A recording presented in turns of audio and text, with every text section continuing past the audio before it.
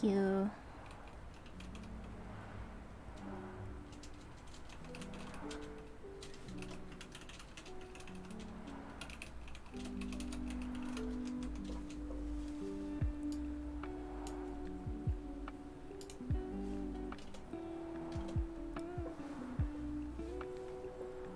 I mean, honestly, after living by a road for like, at this point, almost like 4 years, car noises are actually very comforting. Cause there's like times where I'm like awake really late at night and, there are like no car noises and I'm like, oh my god, it's so scary.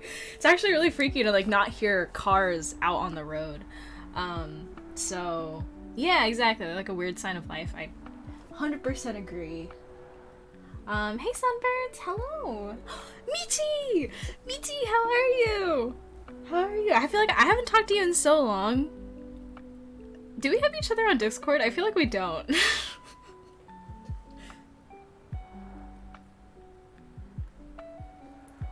It has been very long, my heart.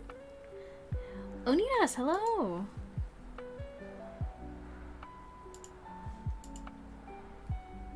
Okay, thank you. Yes, I would love to catch up and talk with you, see how things have been. I see your art occasionally on main, even though I'm not on main Twitter anymore very much, often. But I do see it sometimes, and I'm like, damn, I want to talk to Michi again. How do you get that weird noise over your painting? So what you do is, I have this overlay layer that I set to 50% gray. So I kind of guess, because, you know, you can check this. But, I also have a paper texture on top. That might also be helping. So this is a paper texture that I think I bought it from some guy on Gumroad. He did a bunch of lithograph paper textures. So there's this gray paper texture that I set to color burn. But then there's also a slight noise filter. You'll see this quite often on a lot of people's like pieces nowadays. The way you can do that is you get about like a 50% gray, and the idea is that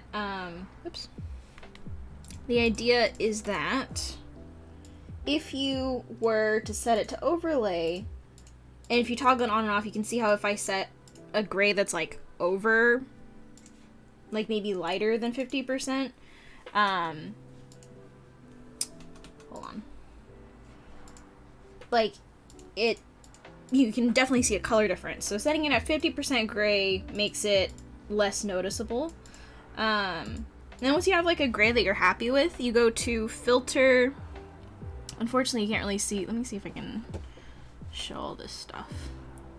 I'd have to temporarily set this to display capture?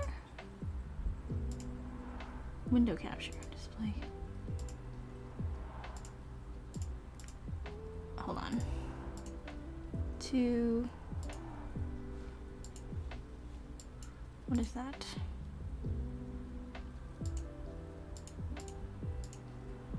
Hold on. Let me see if this shows menus. Okay, it does. Okay. So, I set a layer to 50% gray, set it to overlay, go to filter, noise, add noise, and what this does is it adds like a certain amount of color noise to something. I generally set it to like, you can do, you know, whatever you want. You can also set to monochromatic if you want. I add a little bit of color because, you know, whatnot. And hit OK. Most people just like decrease it a little bit, and that noise will become a little bit of the texture. That's what a lot of people typically do. That's what I do, at least. How have you been? Have you been self-caring? Please tell me I've been overworking yourself. It's been a weird couple weeks. I can't tell you guys what's been going on just yet, but I'm hoping that I will be able to at some point. But yeah, it's been a weird couple of weeks. I have been taking care of myself to the best of my ability, for sure. Tonto, hello! Strange how film grain makes pieces more alive, more believable, even though they're so tiny. It's like your brain knows that there's no imperfection. It hates it. Yeah, I'd say grain's like an interesting texture. I throw it on everything a little bit because it's fun and funky and whatnot. But yeah, it's definitely not.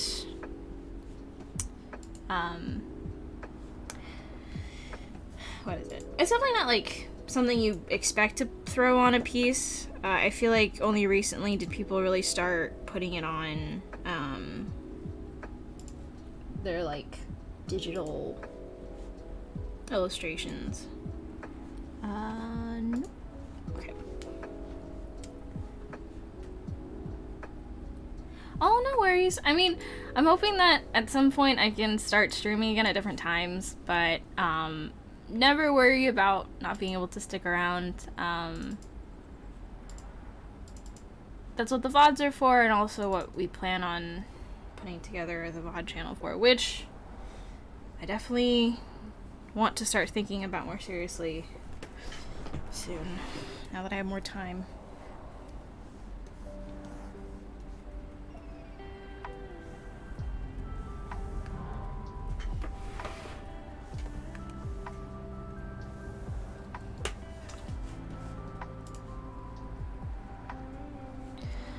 Yes.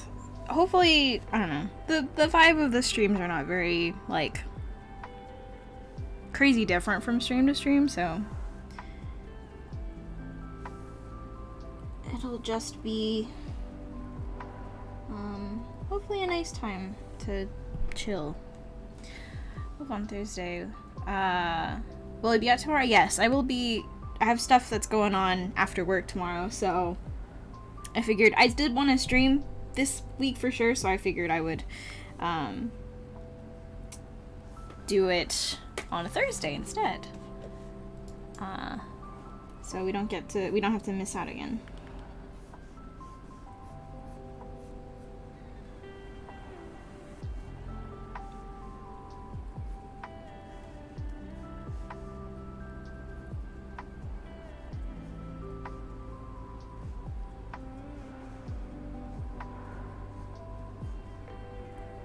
Do anything fun this week? This week. I watched Encanto last week. What a good movie. It was such a good movie. I'm really glad that, even if it, like, I don't think it's performative. I think Disney's genuinely having, like, a change in management that's starting to see how more global themes in their movies have a wider reach and audience. Obviously, there's like a whole conversation about like what mega corporations find profitable, but I do really enjoy seeing, you know, movies that are about different cultures, that validate the fact that Disney thus far has not really been doing a lot of that, and they have like a whole new cast of staff members and animators and like professionals at their studios that could bring legitimacy to these projects. So made me really happy to see that. I thought it was a beautiful movie, always eye candy, but not only that, the story was really nice, the song's really good. So loved Encanto. That was such a good. I've been streaming the music nonstop ever since I saw it, like, I think on the weekend. So that was very fun and lovely. Have I done anything else this week? I feel like I've just been working. Yeah, I don't think I've done anything else. Oh, I started playing Risk of Rain with my friends, and it's a really fun game. I didn't think I'd like it because I'm not really good at shooters, but it's kind of fun when, like, you don't really know what to expect on each run, and I really enjoyed it, so that was fun. Yes, Risk of Rain 2. Encanto is Disney. I don't actually know if Pixar releases standalone films other than when they release sequels for their previous titles.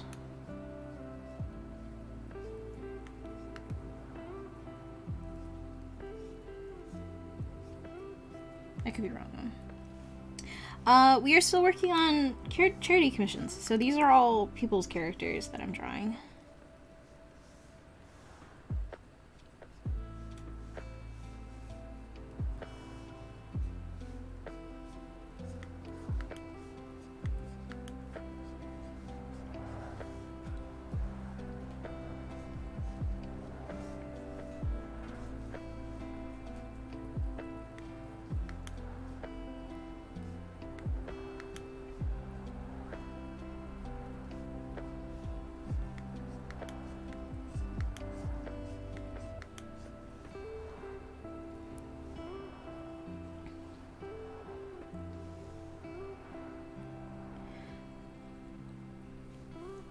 I think my favorite character is Bandit.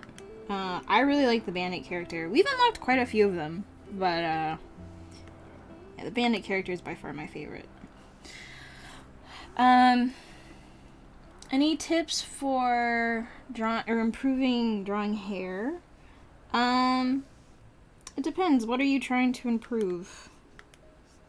If it's structure, you kind of have to practice thinking about hair as like big, solid chunks as opposed to strands of hair. The sooner you can kind of imagine hair having like mass, and it's like clumps of these hair clumps of shapes that are creating like the silhouette of something, the easier it is for you to build like a kind of a flow for how the hair sits on the head. If you're looking at drawing, you know, hair that feels in like a more flowy manner, then that's looking at rhythm, that's looking at you know, how do you kind of groom the pieces of the hair to feel like they're following gravity or the direction or the momentum of the character.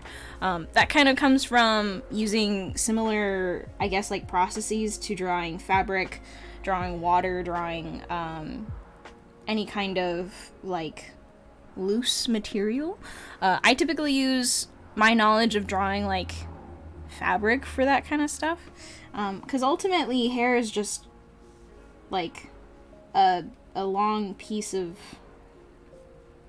like a rectangle that you know, bends and manipulates depending on what direction you're trying to get it to go in. And oops.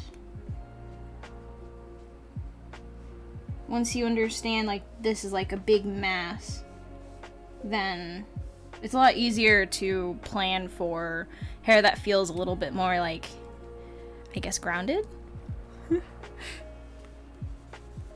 And also remember that hair comes from, like, hair grows outward from the scalp. So if you have a problem making hair feel like it's on the head, that might also be a problem that you're facing.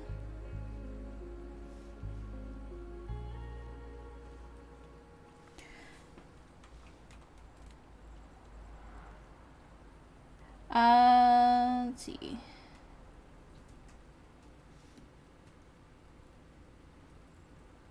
Lower this down.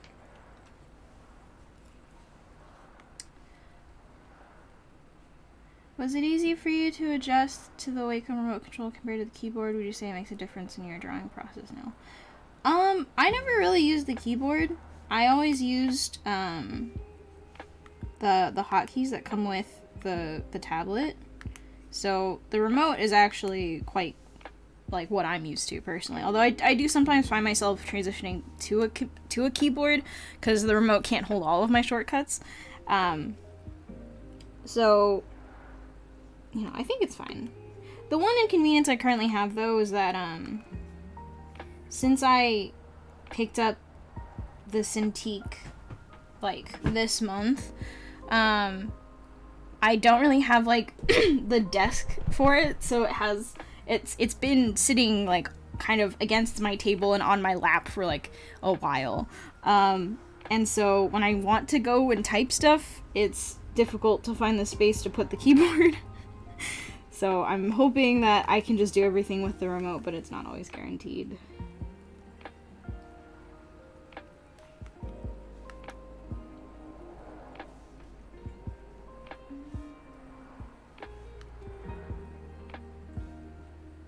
Do you plan to do a fully painted character section on stream? I'd love to see you paint a character from start to finish. Yes, but Cintiq arms require you to have a table that you can put the Cintiq arm on. I sometimes do streams where I paint characters. It's not necessarily like a designated thing. I kind of just do it when I have something to paint, so you might just have to stick around to see that kind of stuff.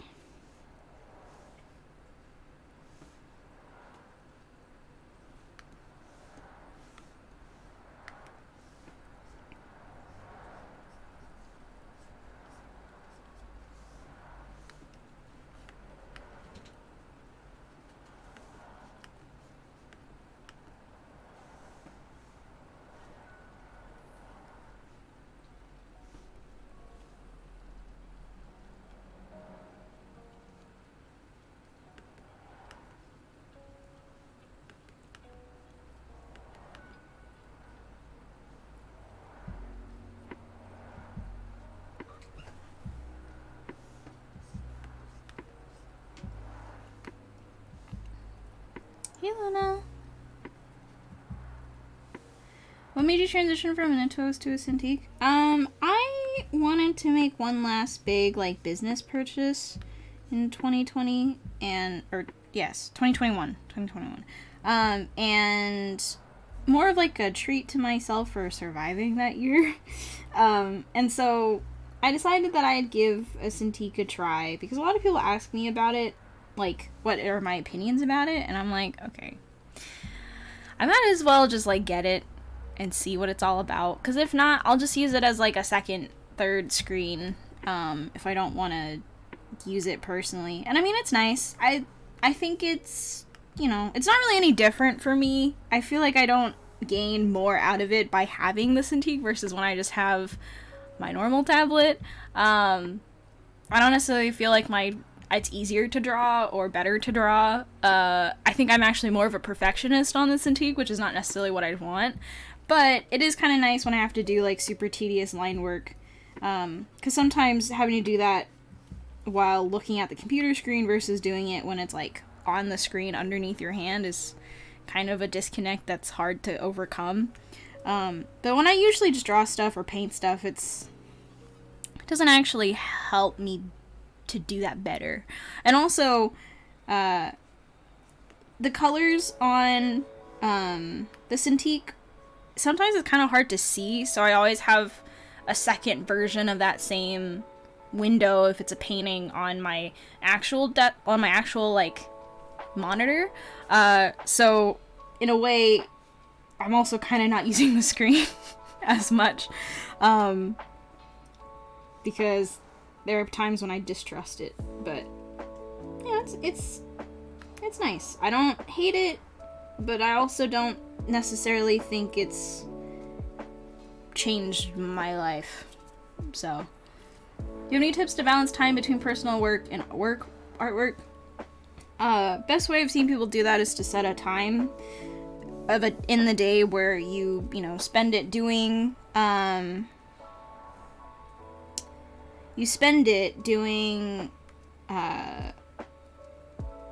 this amount of hours, or these hours are for work and these hours are for personal time, and then sticking to that as best you can.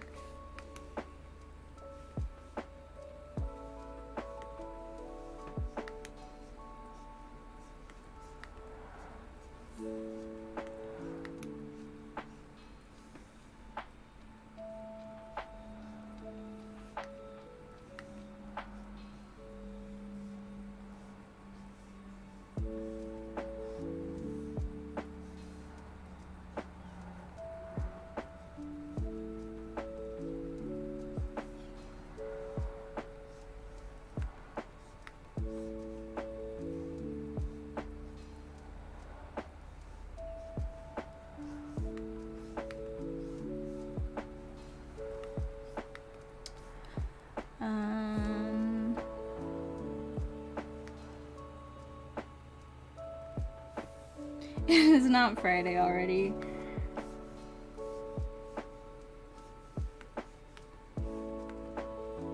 Unfortunately.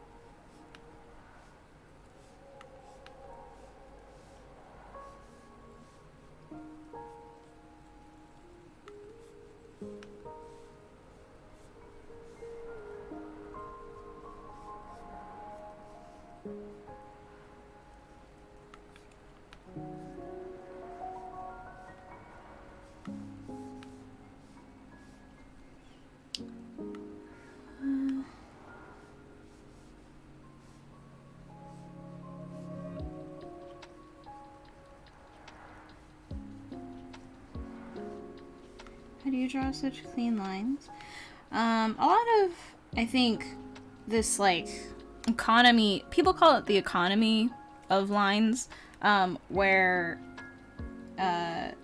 you want to kind of pick and choose the best places and the best ways that you can describe something with either with like the most efficient amount of lines possible, right? That's kind of the idea. And so when you look at clean line work, it's often because the person has chosen just enough places to place down, lines and shapes that you get the idea without having them use, 15 lines to describe something that could have only taken 3. So that might be what you're seeing, and in which case that kind of just comes from, like, one, familiarity with the thing that you're drawing, so that you can kind of confidently know, how many lines you need to place to describe this, and then also a practice in terms of placing less lines and trying to be more definitive. When you kind of start out with sketching or drawing with line work, you don't tend to think about, or you're always kind of afraid, I guess, of placing lines in a purposeful or definitive way. So a lot of people like sketch stuff in, or they kind of like just use a bunch of lines to kind of sort of describe it.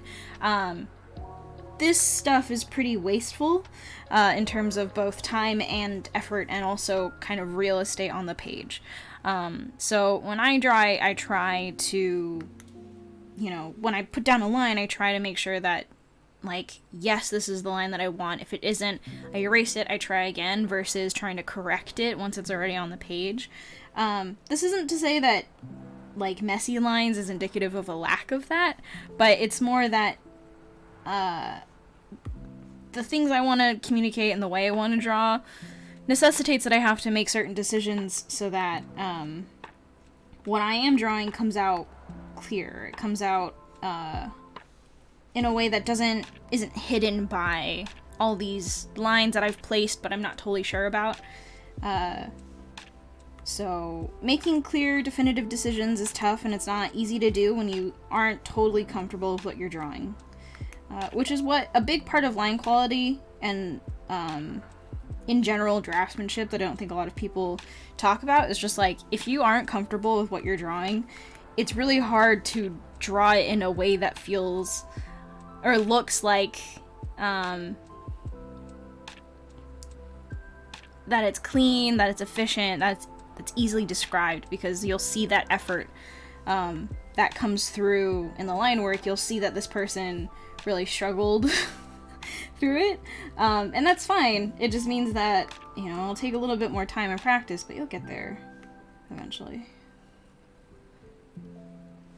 Where's the best place to see your sketch works? Honestly, probably my Instagram stories, although I don't post on Instagram very much. I don't post in general very much either, so I don't know. You might be out of luck for the moment, as I am in a period of transition.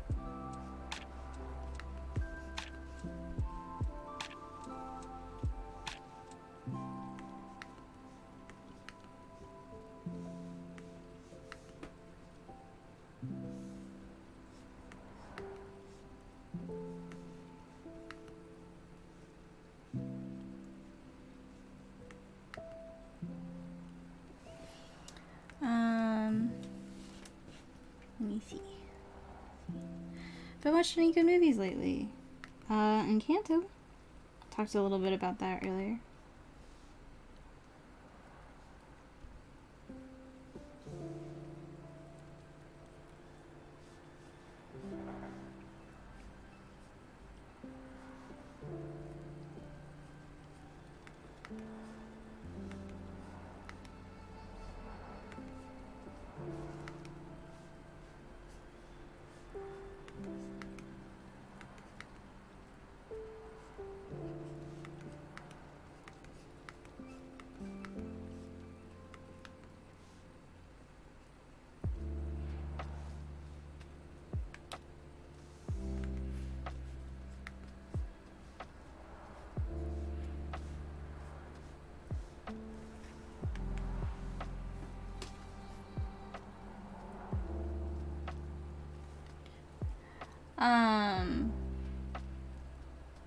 You don't necessarily need to have a clear image of what you are going to draw, but it's good to be able to at least make that split decision right before you put down the line. Like, I don't really know exactly where I'm putting down all of these lines. I don't know exactly what this image is going to look like, but being able to say, like, okay, in this instance, where am I going to put this line for her hair? It's choosing, like, what shape do I want, what's the silhouette. I'm envisioning that silhouette right before I put down the line, and then by the time I'm drawing it, I'm not necessarily questioning what it looks like anymore. Now I'm judging whether or not it looks good. So again, it kind of is based on experience. Like, I kind of drawn a bunch of hairstyles like this before, so I sort of know what I want, and I'm looking to achieve that look more so than I am trying to find it, I guess. But if I get it wrong, I get it wrong, and then I redo it.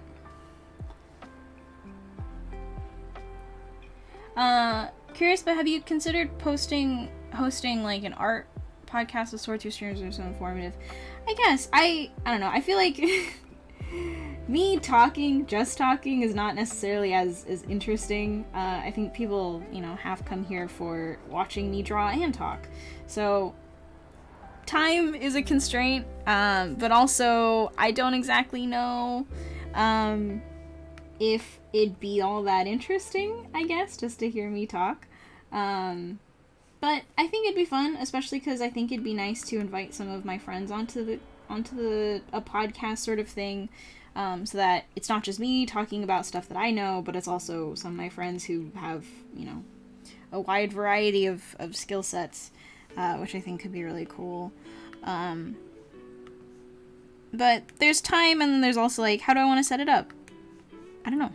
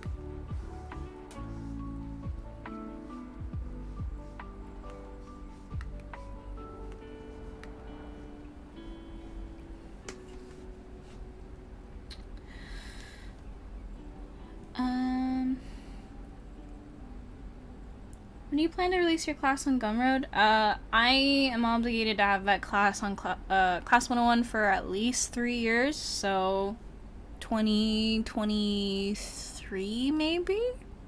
2024? I think? I don't know. Do you listen to podcasts when I draw? Sometimes. I used to, but I nowadays just kind of listen to video essays and music for the most part. If I do watch podcasts, it's usually stuff unrelated to art.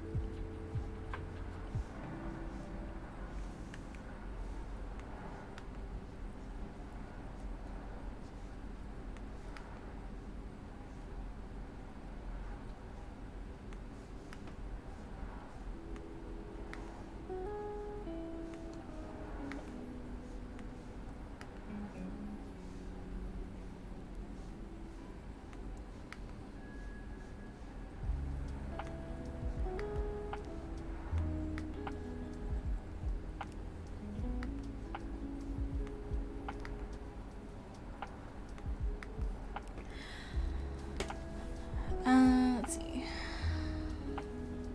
Have I had any issues with back or wrist pain? From drawing a lot? Yes. Yes.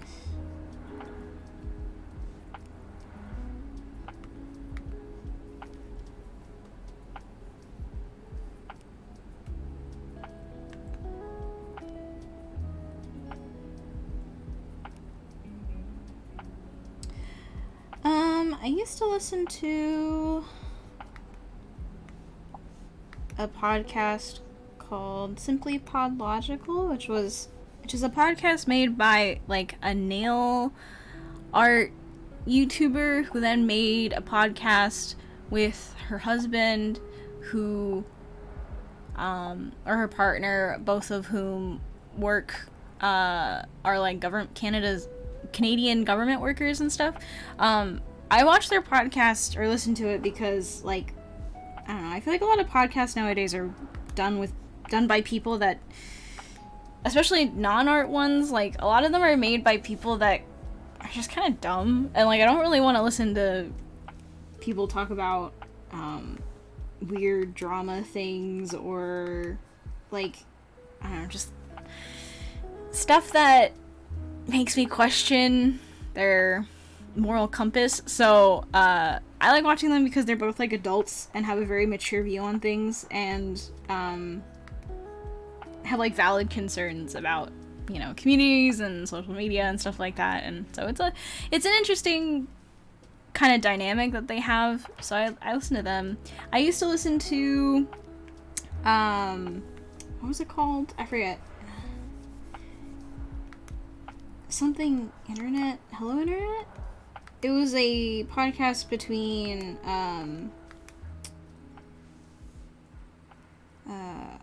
God, this was so long ago. What was it? Tim CGB Gray and Brady. I forgot what his first name was. Their podcast is fun too. Although it does get kind of old at a certain point because it's like, oh, CGB Grade hates things that are not minimalist, and his friend is a maximalist. But it was still a good show regardless.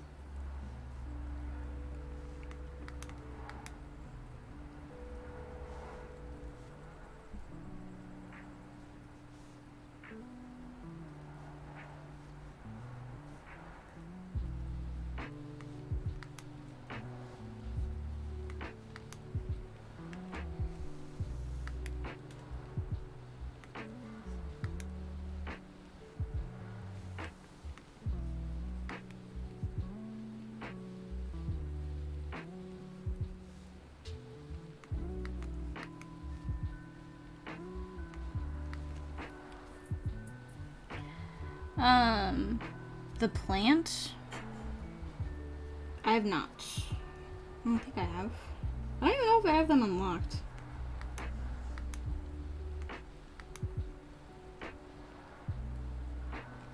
I just unlocked, I think, a secret character.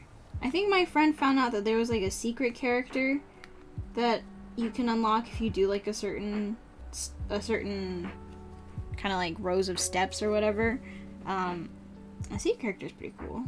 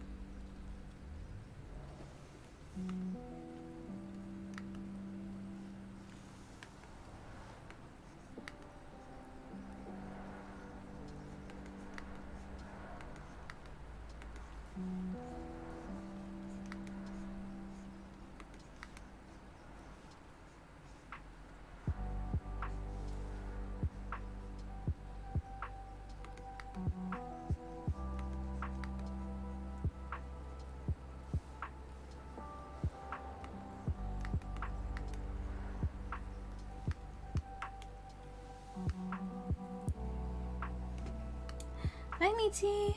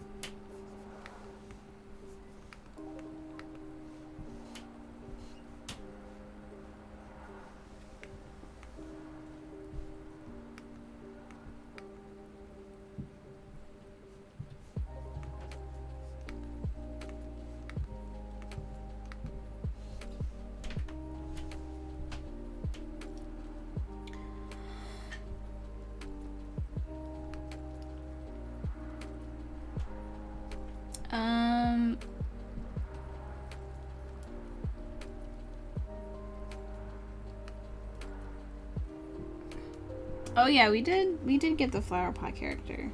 I did not do the battery thing. Another one of my friends did that. Being present in social arenas is cool, but it's loud and that it's good to stake out a place for oneself. Could you explain a bit more on this?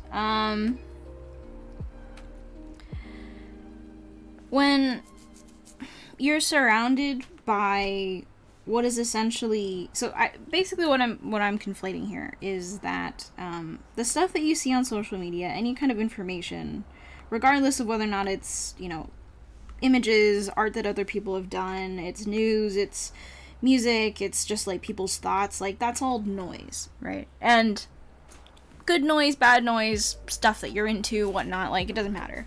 It's all a bunch of noise. And when you are constantly being bombarded with noise from people that are, you know, the result of other people's thoughts, other people's opinions, when you are constantly looking at other people's art that kind of represents their goals, their dreams, their style, aspirations, anything like that, you're basically being ping-pong balled across this court of like all of these different ideas at the same time.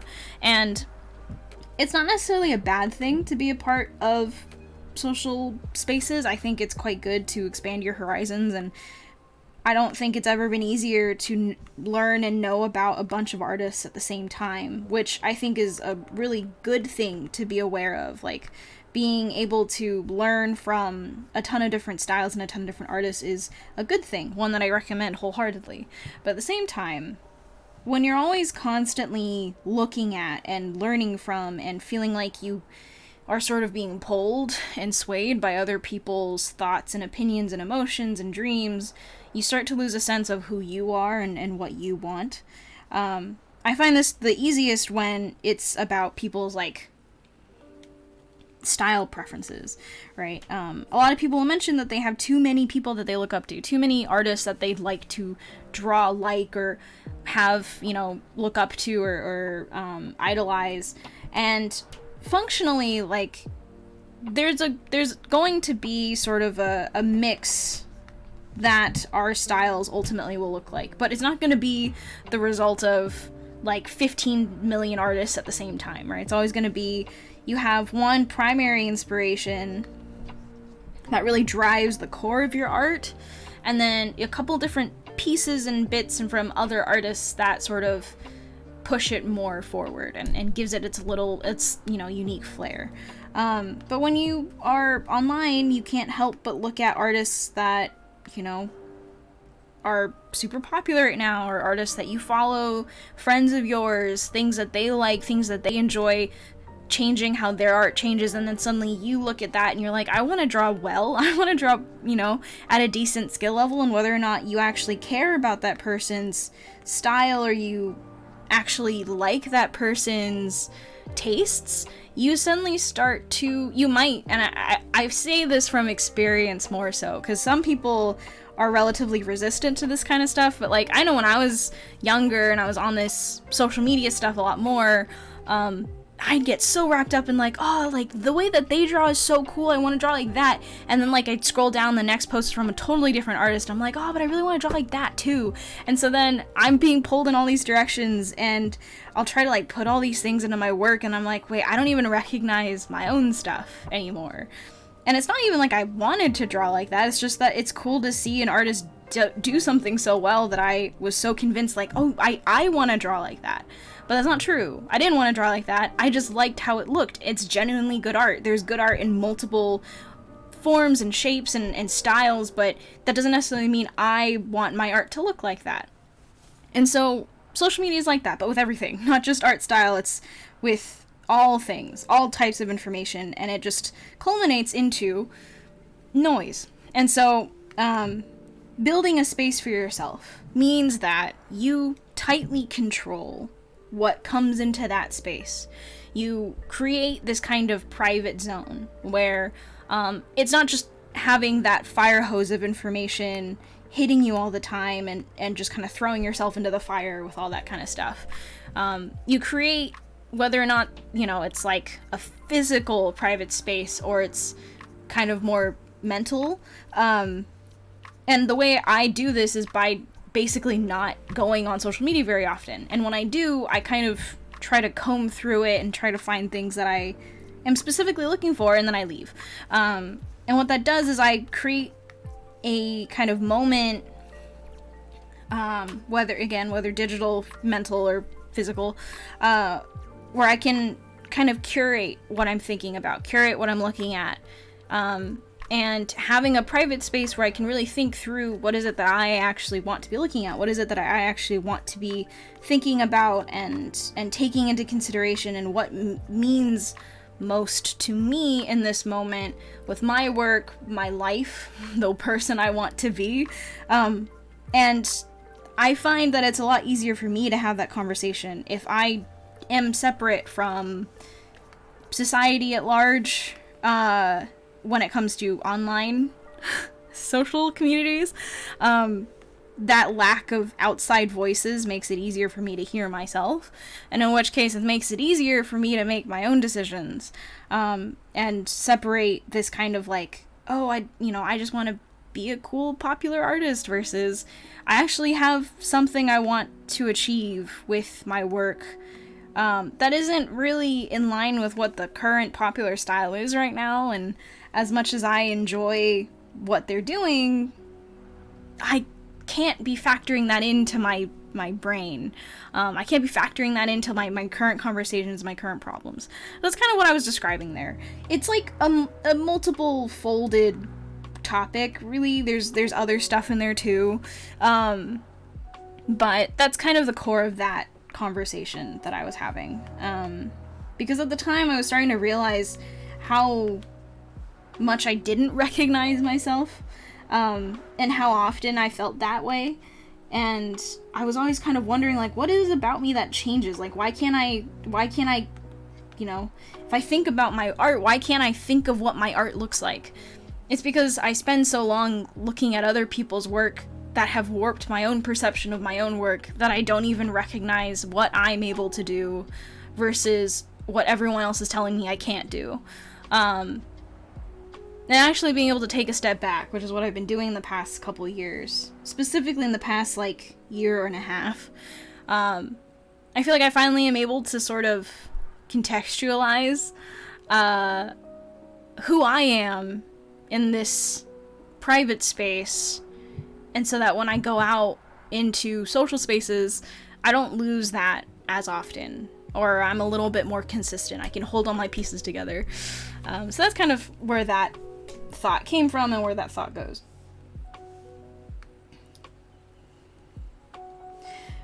Do you feel pressure for making good art? If you do, how do you deal with it? Yes. How do I deal with it? I don't show people my art. I found that the pressure to make good art has always come from an outward pressure. I feel the need to prove to people that I can still do it, that I'm not just some sort of hack that they followed because they liked one piece that turned out really well, but then afterwards I can't make it happen again, and people are just like, nah. Like, that was kind of my fear when I was younger. That's where a lot of that pressure to make a good piece comes from. It's like, why are you pressuring yourself to make every piece good, if not to prove to someone or yourself that you can still do it, or that you deserve to stay in this space, right? It's like an attempt to prove to yourself that you still deserve to be in this, art form, that you haven't wasted your time. And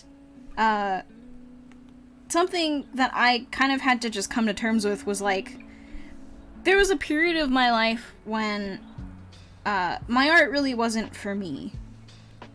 And I could feel it. I knew it was happening. I was very aware that when I was making art, the person that I was trying to make happy was not me. And that's when a lot of the pressures of, I need to make something good, I need to make something post-worthy came from. Because, I wasn't posting on social media for me. No one does that. You post on social media to get someone else's approval. that's not necessarily a bad thing. That's just how it is. And so, like, you either share it to, you know, show people that you're doing stuff. You share it so that you can get a job. You share it so that someone else can look at it, say, hey, that's kind of cool, and then they follow you.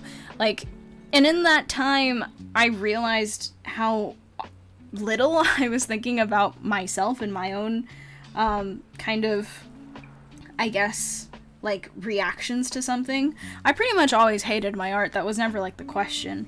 But whether or not the art that I was making was actually something I wanted to make and to begin with was a question that I never really asked myself until I realized how much I didn't recognize the work that I was doing.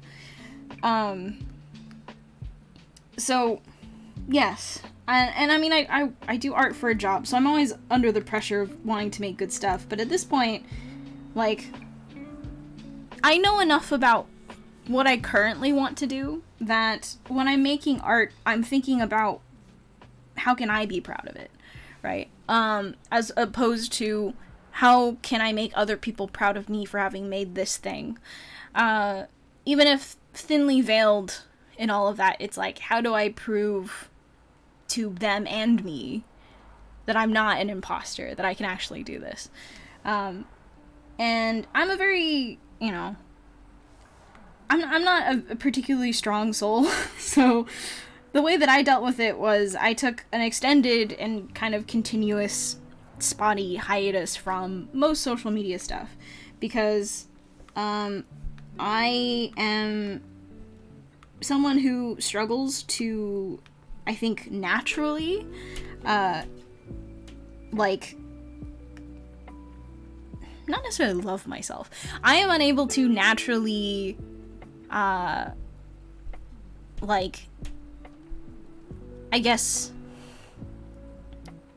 what is the term? What is the word? What are the words I'm trying to describe? Naturally be fair to myself, objectively, judge my work in a way that isn't motivated by some kind of insecurity. And it's a skill I had to learn at some point to sort of, you know, get myself to move on from it, because a part of my job is to be able to self-critique and self-motivate. And so, I had to learn how to do that. And the way that I could actually start learning how to do that was to take my work offline. Make it for nobody except for myself. And in which case, who cares if I made a mistake? Who cares if I, you know, drew something that ended up not turning out? Because the only person who's gonna see it is me. And no one knows me better than me. So it's kind of like that feeling of when you make a mistake in front of friends that you really trust, it doesn't feel as bad. I am the only person I trust the most. And I have to be. I have to be the person that I trust the most. So, if I make a mistake in front of myself, no one's there to see it. It dies in my memory, right? So, as soon as I was able to start acting that way with my own art, I think the easier it was for me to just kind of heal from this desire for making good art all the time.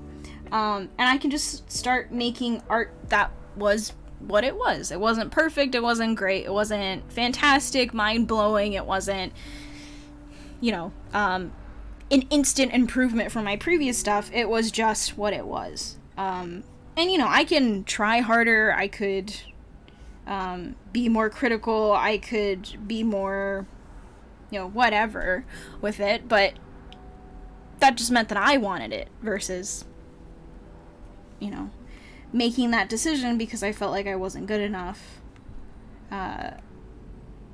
So taking my art offline, and not necessarily like deleting stuff, just like not posting and not being online, not reading what people were saying about it, not reading what people were saying about other people's art, just being in my room alone, doing my own work, thinking to myself, and that's it. That's where a lot of my work goes, and that's where a lot of my work now kind of just sits. And, you know, people ask me, like, hey, why don't you post more? It's because, like, I'm happy not posting. Because I don't think a lot of my work recently has been very good, and I'd rather keep it that way.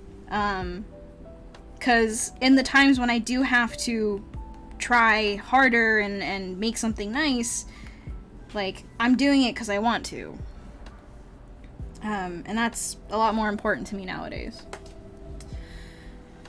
How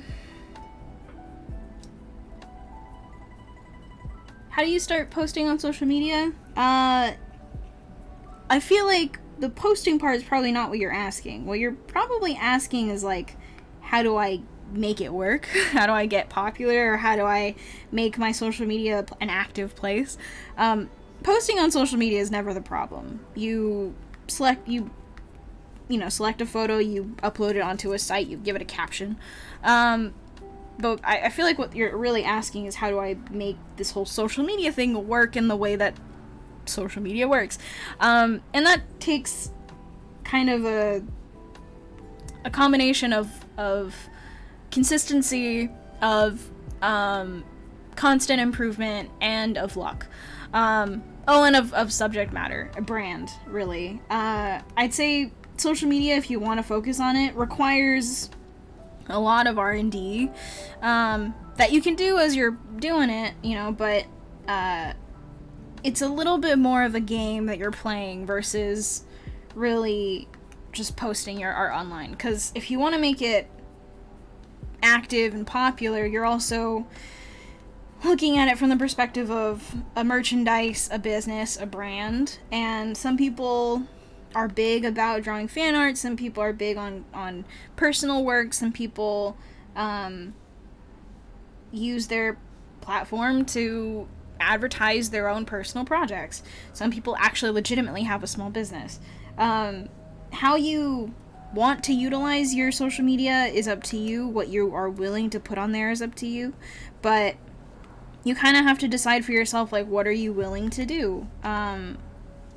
Ways to grow a social media are often through jumping on popular bandwagons, making fan art for the most part, or just having a skill set that is appealing to people, or a style that's appealing to people.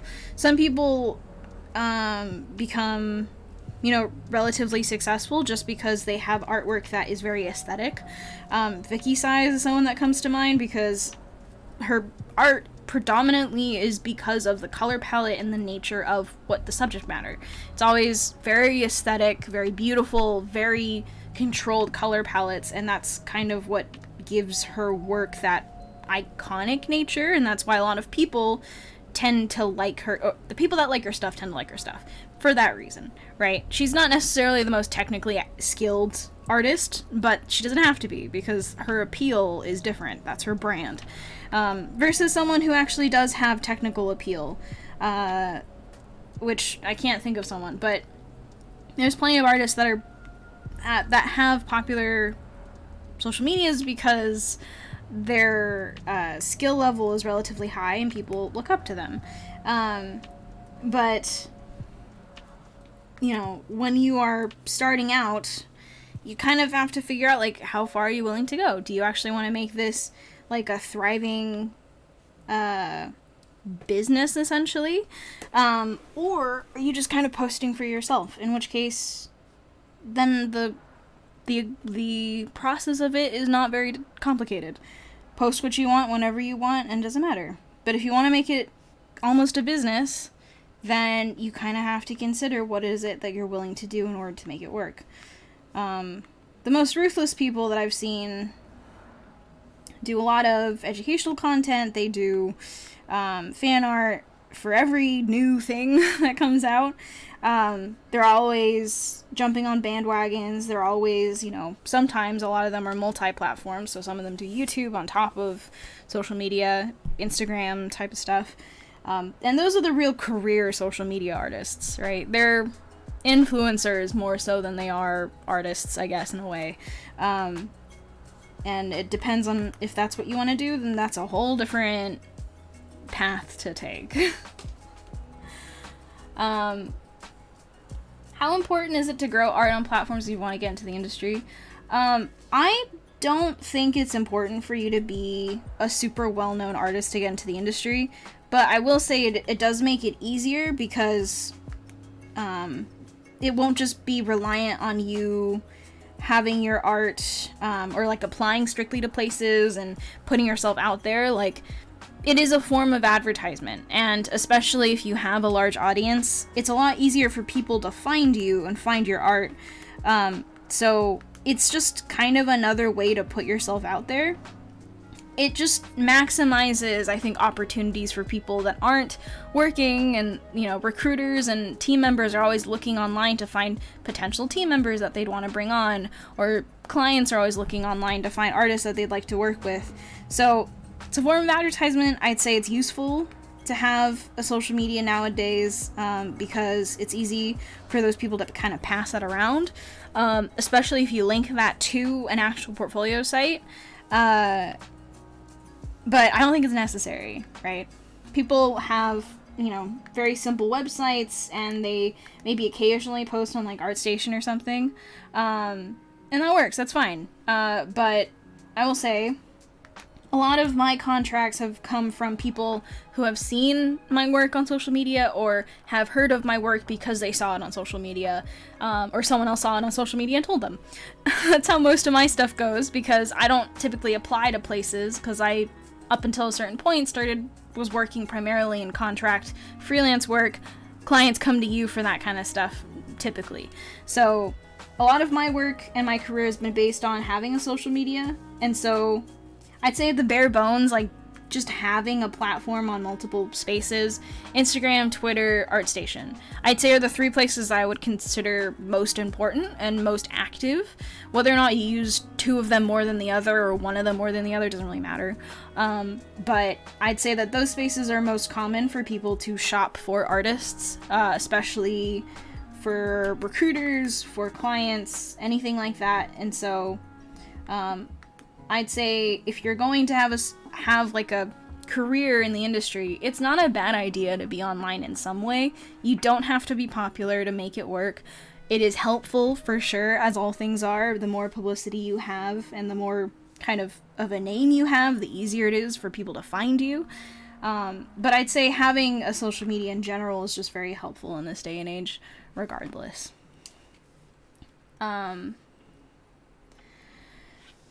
Yeah, in a way, I also miss posting on social media, but I also know that I am the healthiest mentally that I've ever been in my life. And I don't exactly know when if I'll ever be ready to go back, if I'll ever, like, find a good kind of cadence for that kind of stuff. But I kind of went major hermit mode at the end of high school, and then kind of going into college, but now I'm spotty. I'm back, sort of, sometimes, occasionally. I'm still trying to figure out what's the best sort of relationship to have with it. But yeah, I can't recommend disconnecting enough. It's been really good for me, I think, and I'm starting to actually think about, like, living more often, like, actually living a life, having a life with other people, having, spending time outside of being online, and then taking my art offline has allowed me to spend time doing that too when I'm not doing stuff online.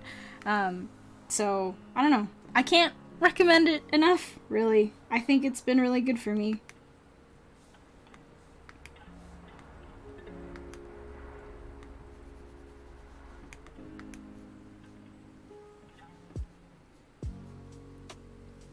I need to stop, the reason why it's taken so long for me to draw these things is usually because when I answer questions, I start looking up and, moving my hands because I'm actually trying to, talk, and it's how I think through my words, but I end up not drawing as a result of it, and I should just keep drawing.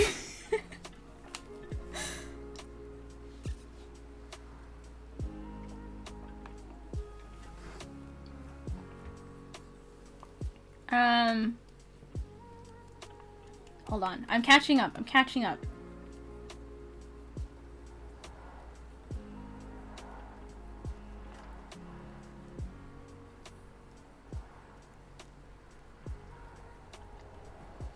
What is my definition of style?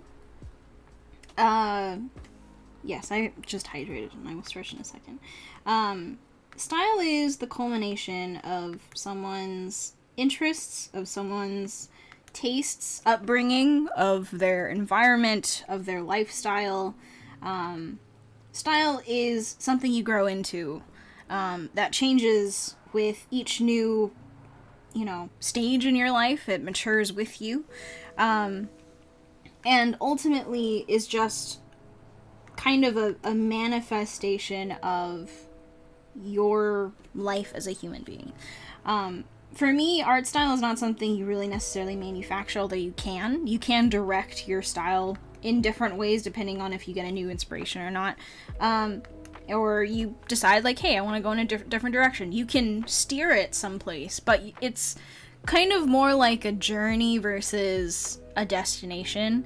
I think an art style can only be contextualized in that way because of how much it does change or has to change as you grow and find new artists, which is why I always recommend people to be looking at new people, to be looking at new artists, not just the same ones that people keep sharing on social media, not just the same people that draw their favorite, video game concept art, or people that they follow on Instagram and Twitter. It's like, you should always be looking at artists from all eras, kind of appreciating and learning about artists from different genres, of different styles, because you never know when something's going to make a dramatic difference for you once you kind of start thinking about their work in a different way.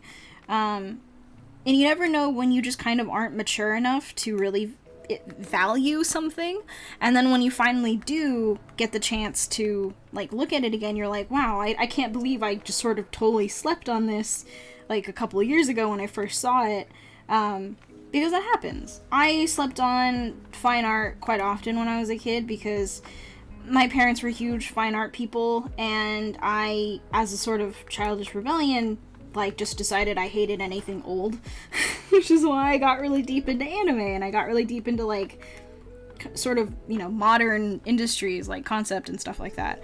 But then, a couple years ago, I decided I was gonna give it a try. I had to do a bunch of foundational classes for college, and I was like, okay, I'm gonna actually, like, look at this seriously, and I'm gonna try and appreciate it. And I love it now. Like, I actually really do sincerely appreciate. Oh, Gals, thank you for the raid. Oh my gosh, thank you so much. I hope your stream went well. But I, after I took that foundational class that forced me to sort of take a step back and look at these more traditional arts, I realized how much I actually really enjoyed them, how much I actually really thought they were, impressive and beautiful, and such an interesting way to like translate reality, and I never really appreciated it before because I just wasn't mature enough, I think, to accept, like, what kind of art I was looking at, because to me, like, it was such an archaic form of expression. Like, these artists lived totally different lives. Art meant such a different thing to them socially. And the idea of, like, my parents who thought that the only way you could be an artist was to follow in these footsteps, which is, like, desperately try to get your art into like, a gallery, constantly get lambasted, for being, like, sort of a lone wolf outcast, barely scrape by financially, but you're still doing it, you're still making art, you're the artist, the artiste that's struggling, and then die penniless, because, who likes art made by someone who's alive, right, in that sphere. So I was so convinced, like, fine art's just full of people that are snooty, and, like, there's actually no value, and it's all dumb and stupid. And then I turned 20 and then I was like, actually, it's kind of sick. Fine art's kind of cool. So, sometimes you never know if, like, you're just not ready to embrace a certain style, and allowing your style to change as you grow is, I think, a really really valuable way to live and to grow as an artist. Which is why whenever people talk about, like, oh, I really want to figure out my style right now, it's like, you can't, because you don't know what artist is going to make such a huge impact on your work that they're going to totally change how you think about art, what you value about art. Like, if you asked me 5-6 years ago what my art style inspiration was, I'd tell you like, oh, I love League splash art. You know, I didn't play League. I don't really give a shit about League, but like, I thought that was like the pinnacle of art in games, and so I was like, oh, cool, it's so great. But like, I have different interests now, different things that I care about. I'm more into character design than I am in illustration, so now I have totally different interests, and my style kind of has to change to facilitate the fact that I'm not doing that kind of art anymore. And if I decided so early on that like my art style is this because I want to do this, it's like, well, I was like 17 or whatnot, or, you know, I was a teenager, and now a mere couple years later, I'm in a totally different space. So I think the only way you could describe an art style is to describe it like this ongoing, developing journey through your like growth as a human being. It can only ever be like the result of your life and how you lived it, which is why, again, I sincerely recommend consuming a bunch of different types of art, because only then can you really feel like you've explored all the different avenues. And you never know if there's something out there that you actually really connect with, something that you really find speaks to you in the most unsappy way possible. And you were just kind of avoiding it because it's a lot easier for us to just look at the same 5 artists on social media that are super popular and you know, essentially influencers, versus sticking our neck out to try totally different styles. So yeah. Long, unending answer. There you go. Let's see. What am I answering next?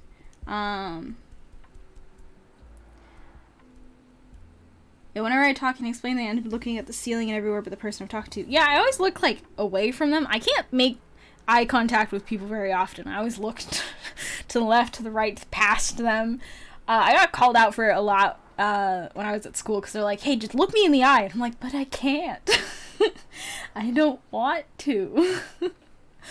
How did you balance your freelance and work mentally? I recently got a contract gig, but I'm stressing out, wanting to do my best to improve, but that sets an expectation, and I want to do personal work to relieve myself. I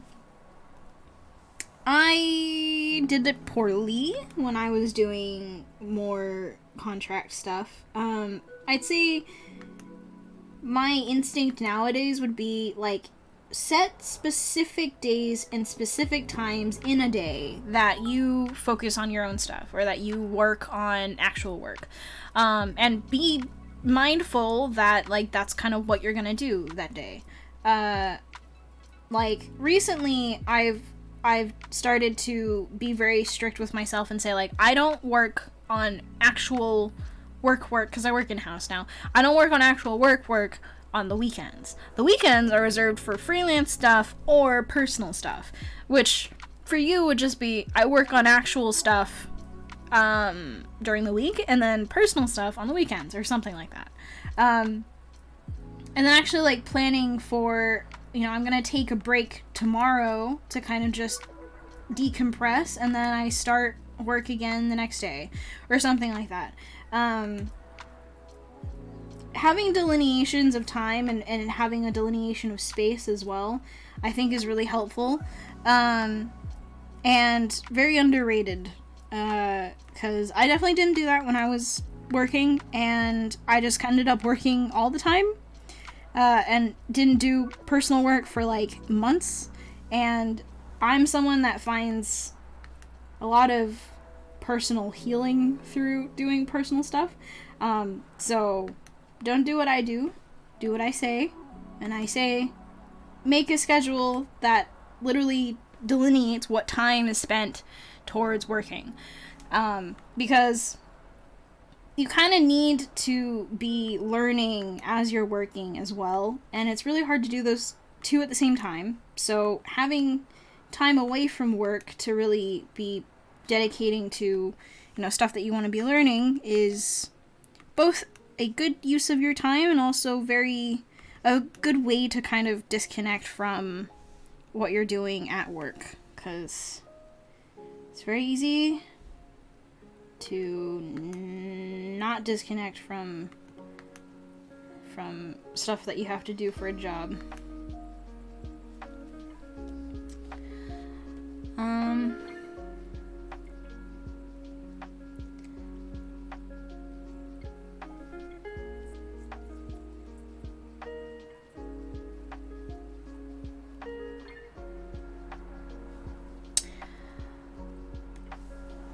It is incredibly easy to unplug in quarantine, I feel like. Or maybe it's just because I kind of lurk personally. I don't know. I'd say that, like, the only things I really do that I do online is I watch YouTube videos, but I put in the background, so I'm not really paying attention to them.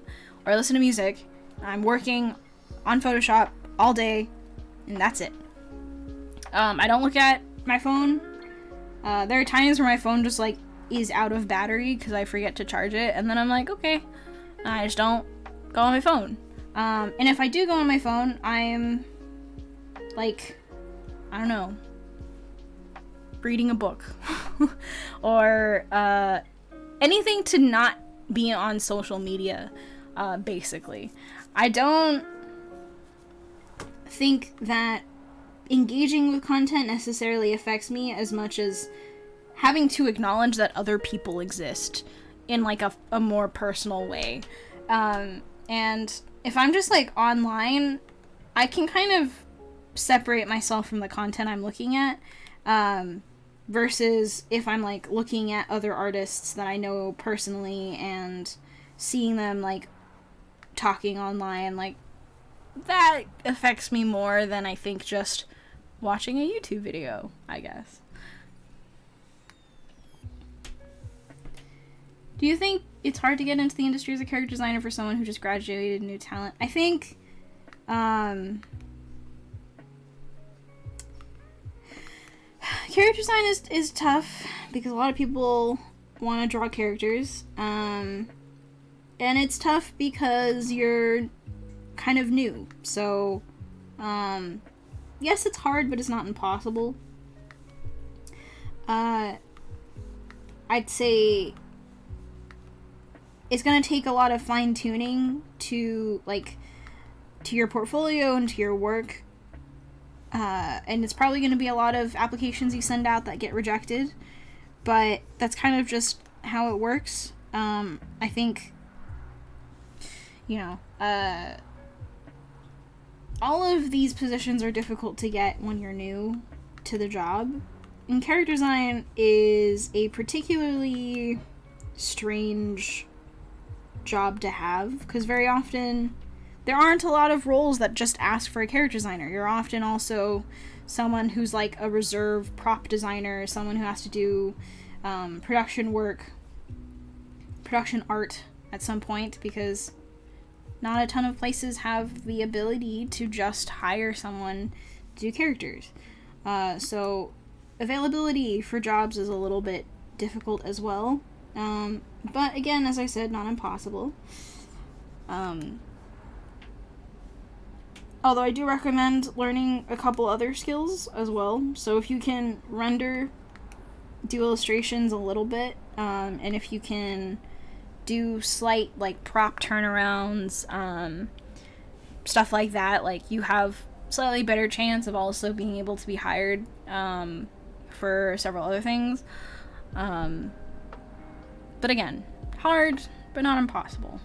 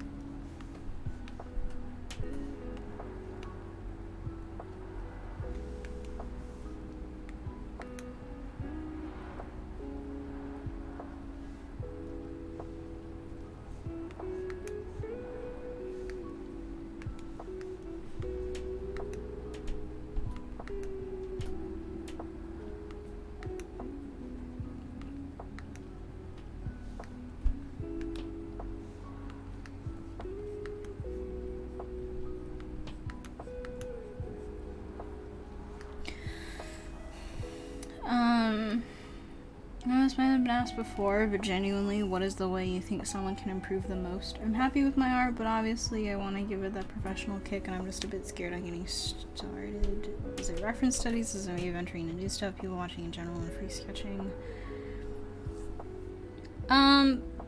So I talk a lot about purposeful practice, right? Purposeful practice makes perfect. The idea that it's not so much that any one exercise is going to help you, but that specific exercise was meant for you. And when you're practicing, that you're not just kind of turning off your brain and hoping that by the act of doing this thing, the act of practicing is going to help you. Because most often it won't. There are times where actually just repetition and just doing the activity is meant to be helpful.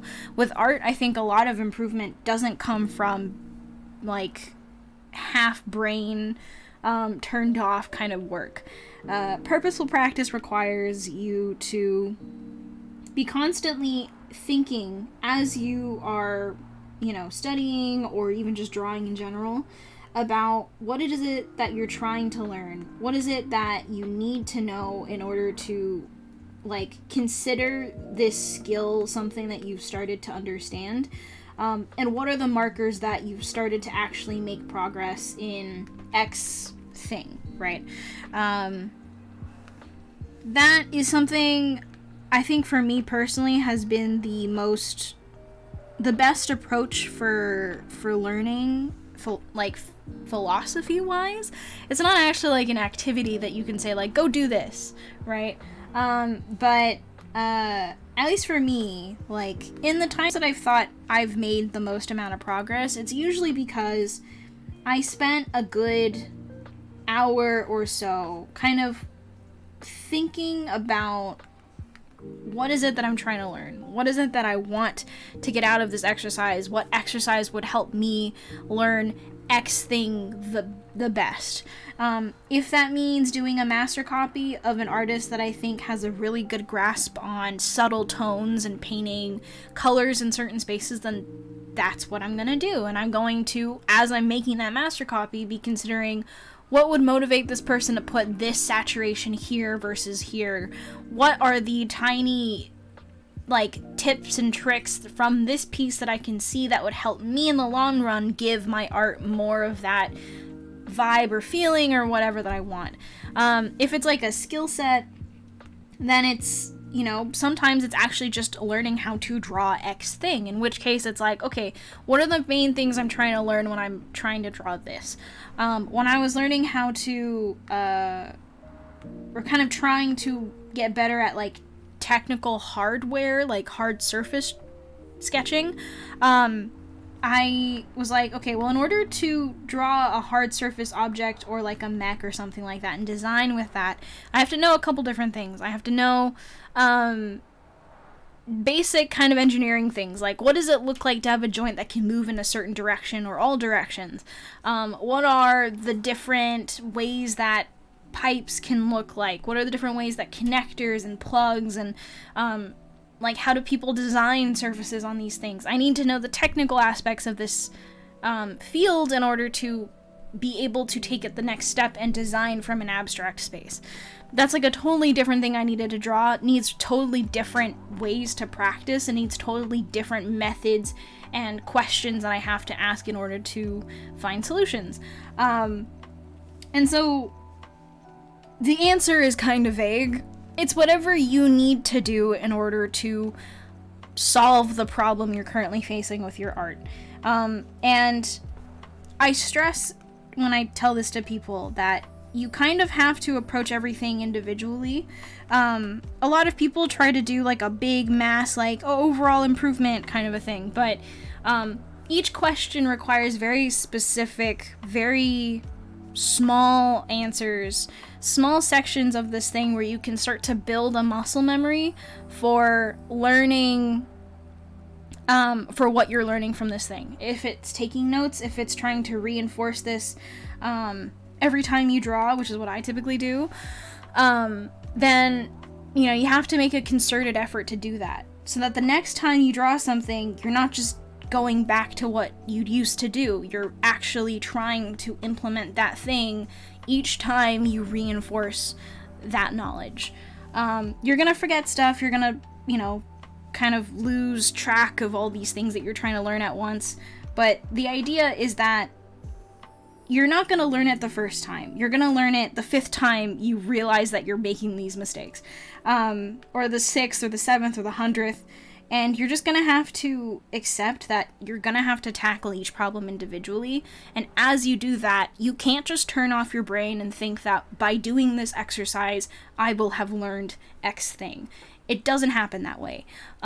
You have to be there, be present. If you're doing a figure drawing, you have to feel the model's weight, and you have to imagine the depth that you're missing from this photo, or you have to imagine the pain of having to hold that pose, and you have to learn what's stiffness, what's relaxation, what does this pose evoke when it comes to applying that pose elsewhere. All of these things, as you're drawing it, have to be going through your head, and it's exhausting. You'll know if you're doing a practice right if by the time you're done with it, you can't think anymore. Because active thinking is exhausting. It has to be. Because your brain is not used to staying focused for hours at a time. It's used to picking and choosing what specific things you care about and then forgetting the rest of it. But if you're actually going to be doing purposeful practice, you have to have absolute control over what you're doing, what you're practicing, the way that you practice it, the process by which you design for that, the way that you design the space that you learn this thing. All of that has to be tightly controlled, and all of that has to be purposeful, has to be planned and designed specifically for that purpose. And it's tiring, for sure. But I've also found that in the moments that I do actually do that, it's never when I'm just doing a study. It's never when I just master copy something, or it's not when I just do an observational drawing. It's not when I just draw something a ton. It's often 15 minutes, 10 minutes, 1 hour, 2 hours of just real true focus. And I come out of that with one thing, one new piece of knowledge that I apply everywhere else. And it's not terribly efficient. I'm not a terribly efficient person. If you're looking for terribly efficient advice, I'm not the person to ask. But I have discovered that times that I've actually felt like I've made real true change to my work, it's usually because of that. A rare 10, 15, an hour long moment in which I feel like I actually truly had full control over what I was learning. I was totally invested, totally committed. And that doesn't happen very often, but when it does, it's magical. And so whenever I tell people, hey, if you want to improve, it's not because you're doing something specific that someone told you is a good exercise. It's because that specific thing is designed to help you answer that one very specific question. If you're just doing whatever you have to do just to fulfill some person's grand plan for growing as an artist, if you're just adding hours to a day saying hey, I did my 5 hours today, that's not necessarily targeted practice.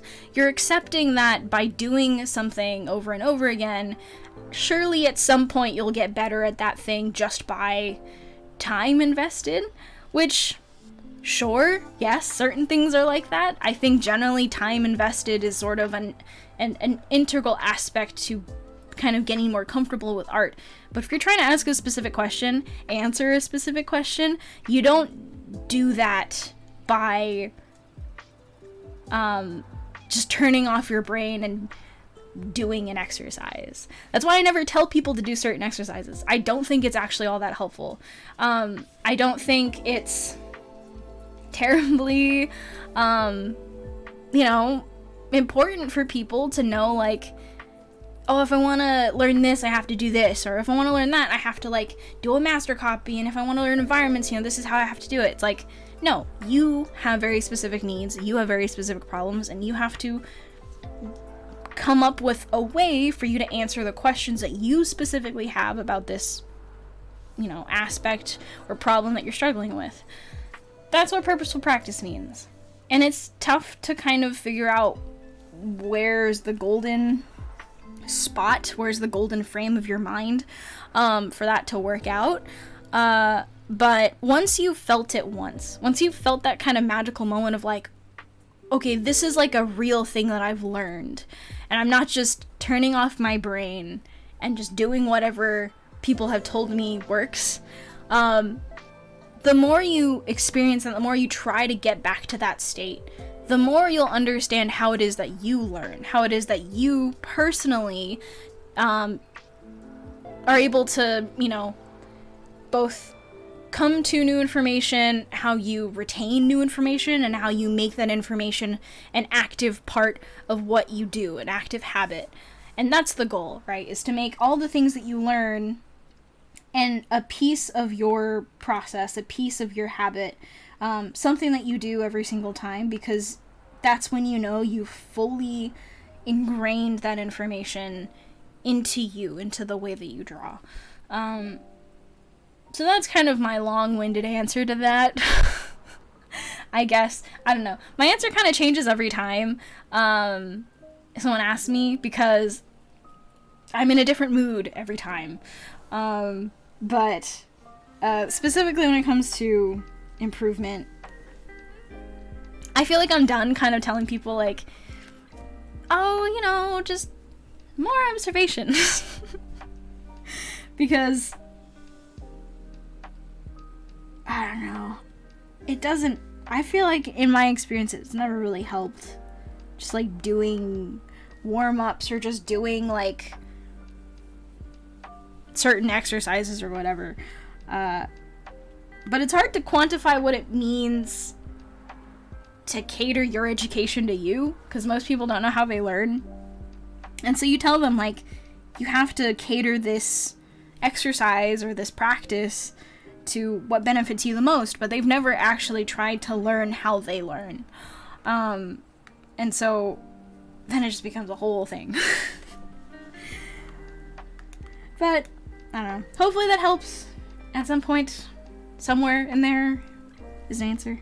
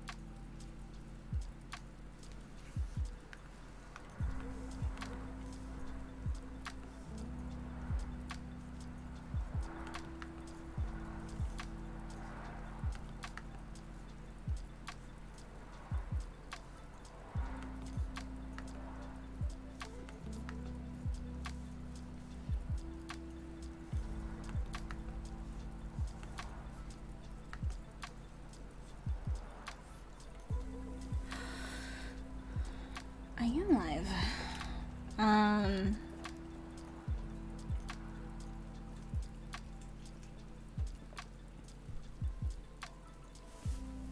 Yeah, I honestly, like, arts education fundamentally all talk about the same things. They're never giving you new information. They're just framing the same information differently. And that's why I think some people are like, you know, when they hear something, very rarely is it like completely new to them, but in some way, the way that someone words something or the way that someone explains their way of understanding a concept makes way more sense to you. And again, that's kind of the idea of learning how you learn. That's why, you know, in my class, when I talk about, like, hey, here's a concept, don't just listen to me about this, though. Like, actually go out and look for other people's way of describing the same things. Because fundamentally, we're not all the same people. And despite how good someone's art is, it doesn't matter. Like, they are not going to be able to explain something this, like, in a way that everyone understands. So, if you ever struggle with a concept that someone has introduced to you, see if you can find someone else's way of describing the same concept, because you might have just needed someone to explain it in a different way, use a different metaphor, and then it might ultimately make sense, because again, not new information, never new information, which is why giving advice sometimes feels a little like people have had to have heard this before, right? But that's also kind of why I try to answer the same questions, but answer them in different ways depending on how I'm feeling that day, because there are different ways to approach the same concept. There are different ways to explain something that maybe I didn't really think about before, that even I discover like a new way to describe. But you never know if that description works way better for someone than how you described it the previous day. So, yeah, I think that's true for all things. Life, art, everything. It's all the same stuff.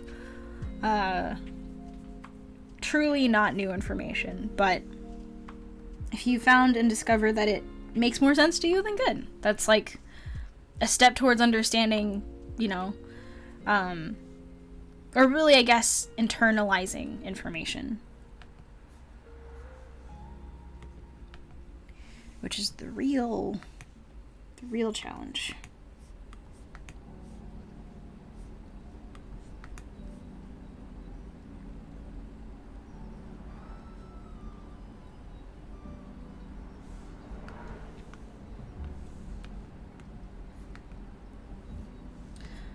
Have you ever felt like the white felt pen tip that comes with the extra nibs for the Wacom? Oh, have you tried it? I think I did in the past. I don't know. I don't necessarily mind the normal one. I think I did in the past, and I don't really remember how I felt about it.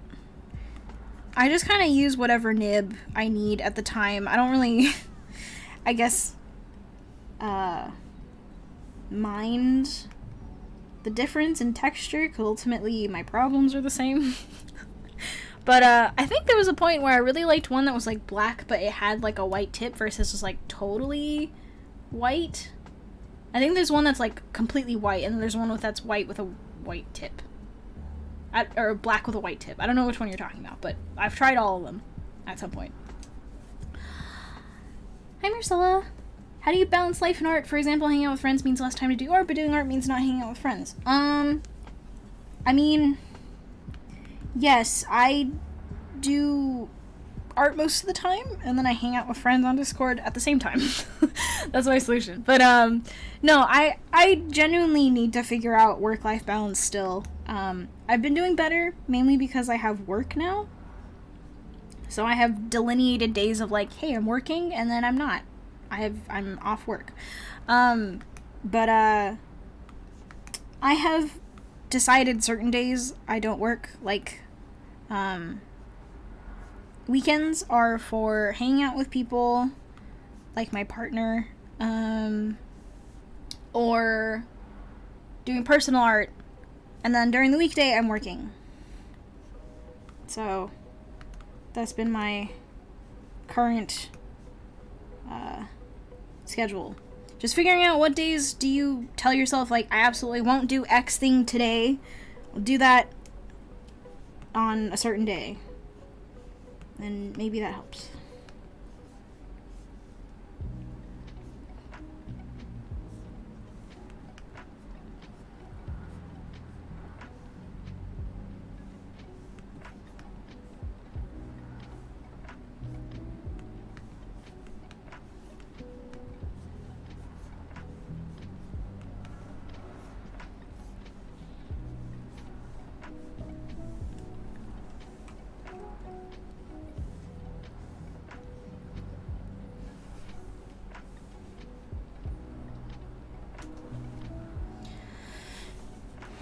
up and stretch.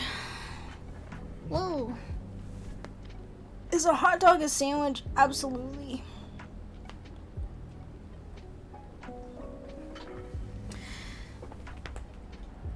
Wow.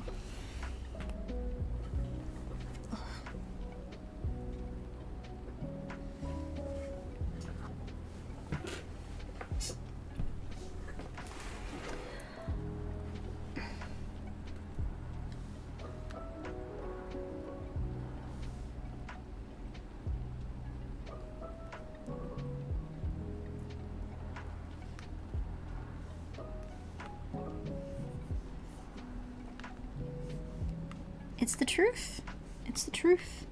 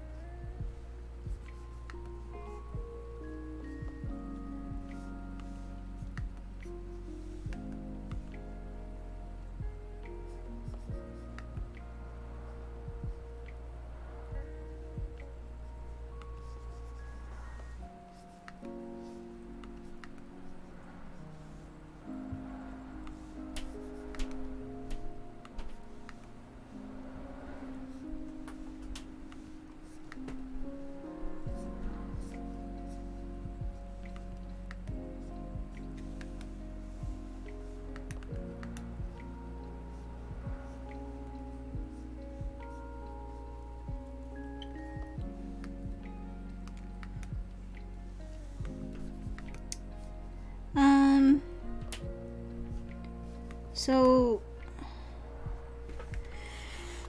I have been drawing characters for a while, and at a certain point, you kind of don't need certain guidelines in order to place,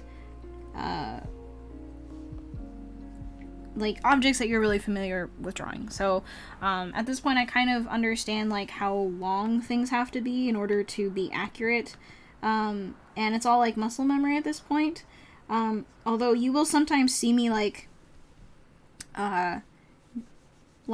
you know, quickly moving my brush, my cursor, even though I'm not, like, drawing anything, and that's usually me kind of ghost sketching on top of it to figure out how far something needs to be, because I have the muscle memory, but maybe my brain doesn't exactly know where to put the line and have it be totally accurate. So, a lot of it is just me kind of confidently guessing, I guess. But I have been drawing characters for a very long time.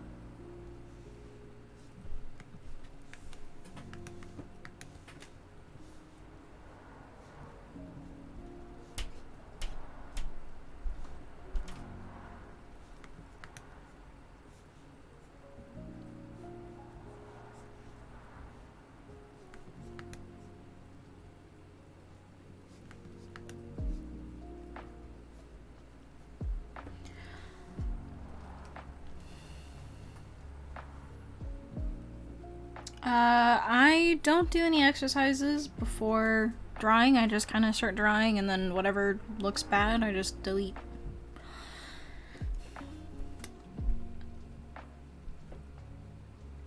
How long? For what? Have I dabbled with 3D before? Does it interest you at all? I have. And it's interesting. It's fun. Definitely not my thing, but I would like to get back into learning, especially 3D sculpting. I think would be very fun to be better at. But I have done 3D mainly for school, and I really enjoyed my experiences with it, but definitely not my thing.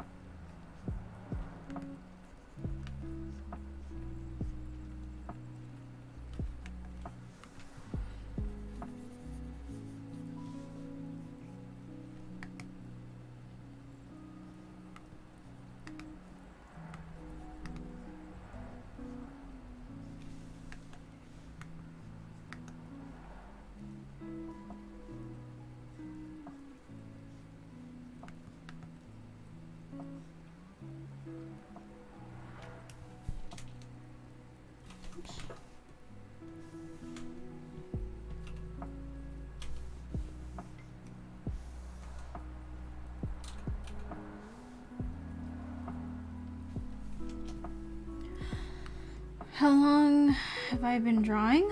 I started drawing when I was 2.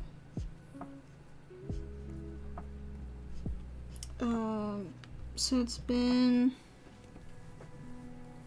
21 years? 21 years? How's my day been? It has been alright.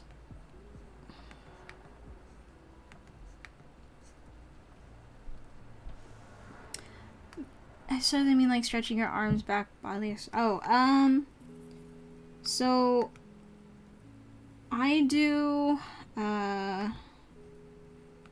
like while I'm drawing, I'll do like arm stretches, wrist stretches. I'll also massage like the muscles around my elbow because those get kind of sore sometimes.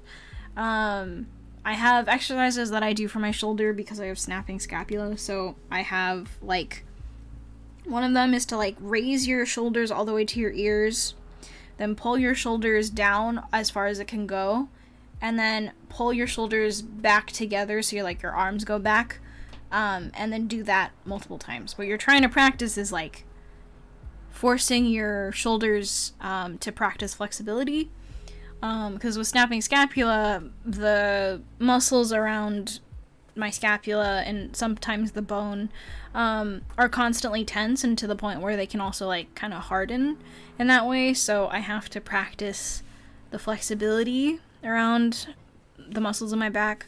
I know some people get like, I have these exercise balls, like they're like these rubber, you can use tennis balls too, but like these rubber exercise balls, and I will put them underneath the muscles on my back.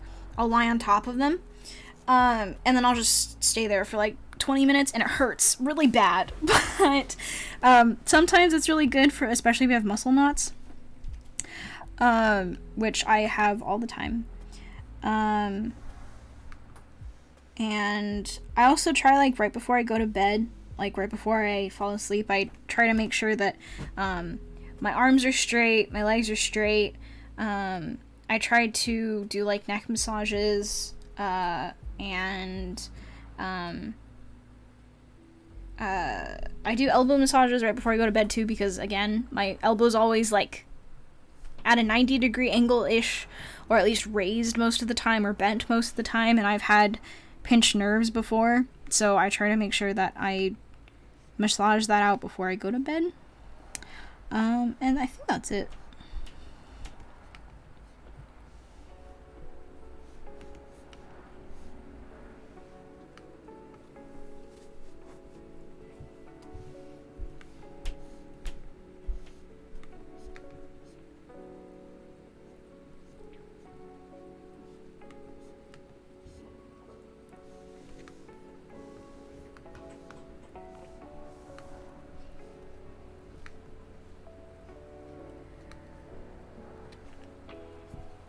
Excuse me, this is not the brush that I wanted. I was wondering why it looked a little soft.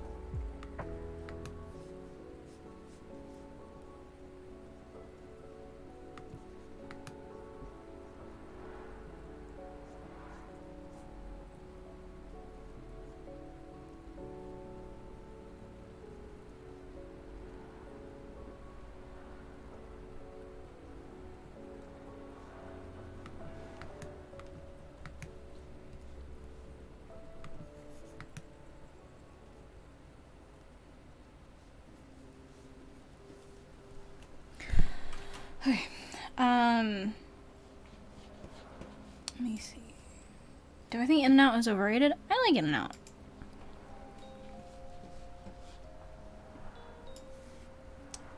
Is it like the absolute best place to have burgers? No. But I'm a Southern California girl. I like In-N-Out quite a bit. And every time I eat it, it tastes like home.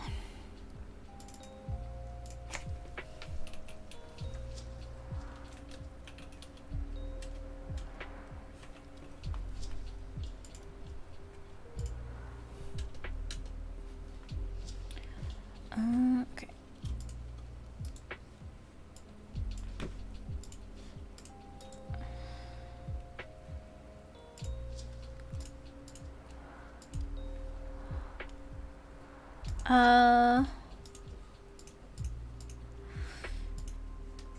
Dojo, can you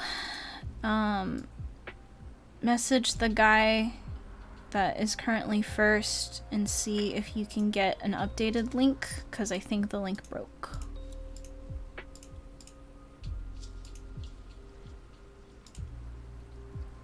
I did remember the tail. For once. Oh, this person has 3? Okay, so there's a couple, I think. And then there's 1. Okay.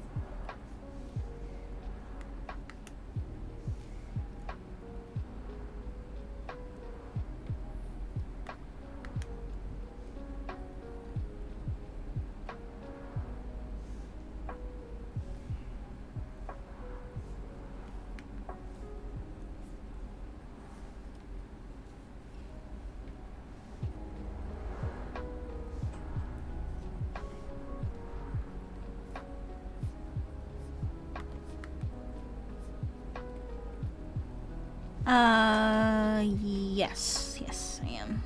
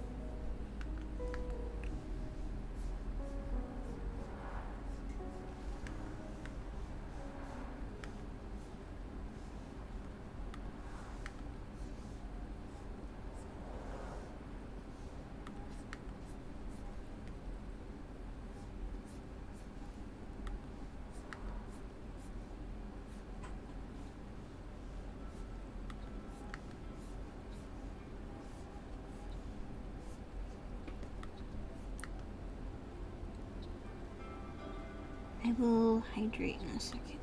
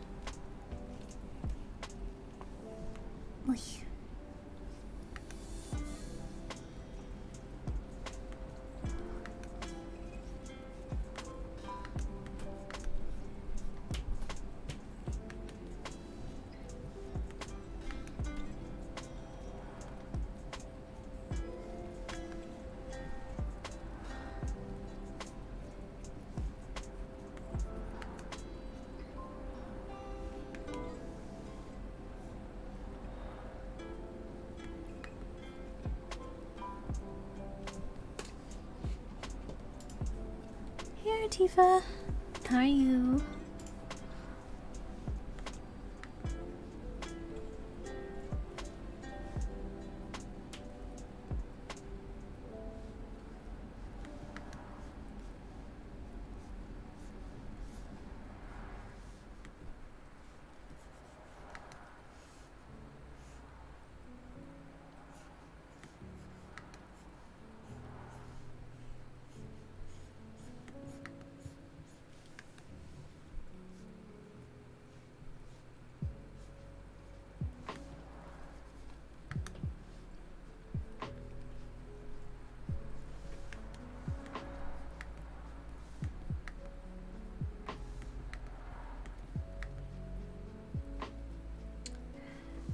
I am doing well.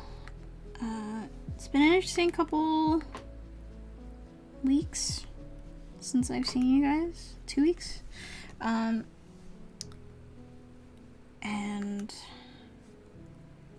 a lot of changes happening.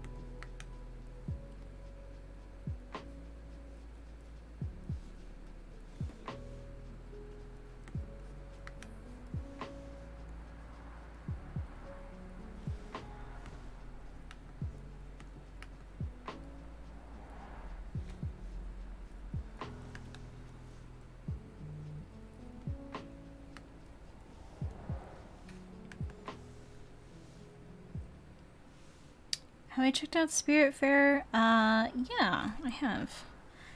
It's a pretty cute game. I haven't finished it, and I don't know if I will. But it is a very cute game.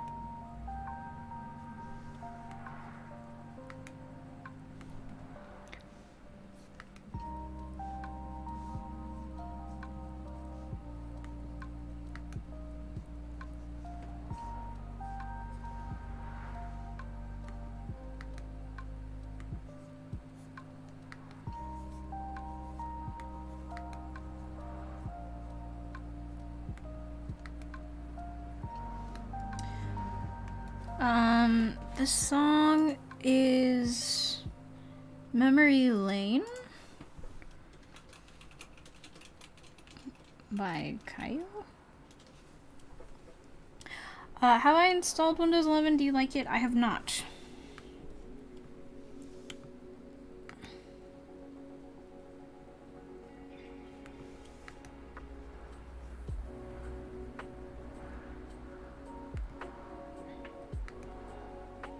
I've heard, though, it's not very good.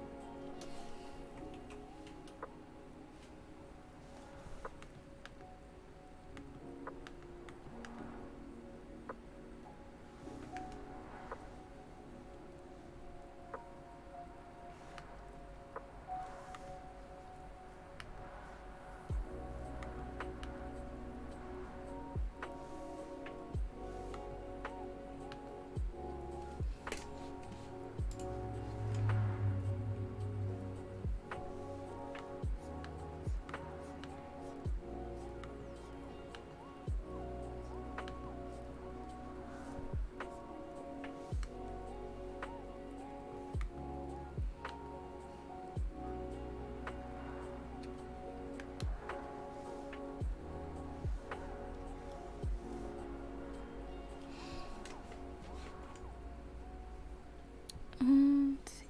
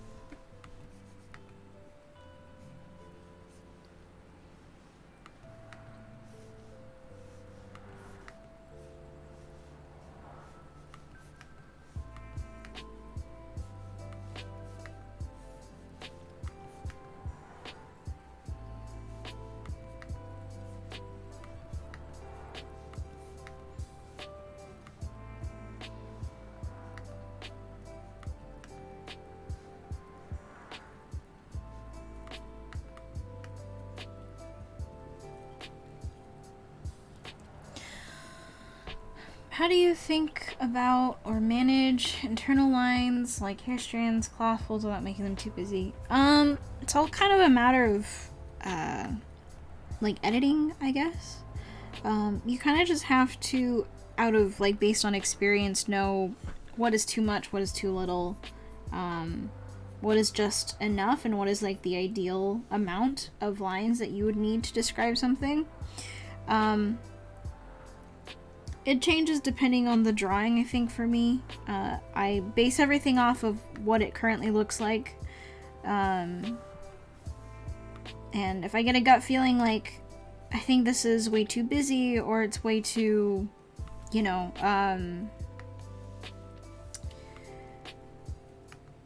way too simple and it needs more, then I will go back and edit it. But otherwise, like, I think it's really a matter of preference. You sort of have to just look at your own work and say, like, do I think this is too much? Do I think this is too little? And then you make a decision off of that. How I'm feeling so far? I am alright, I think.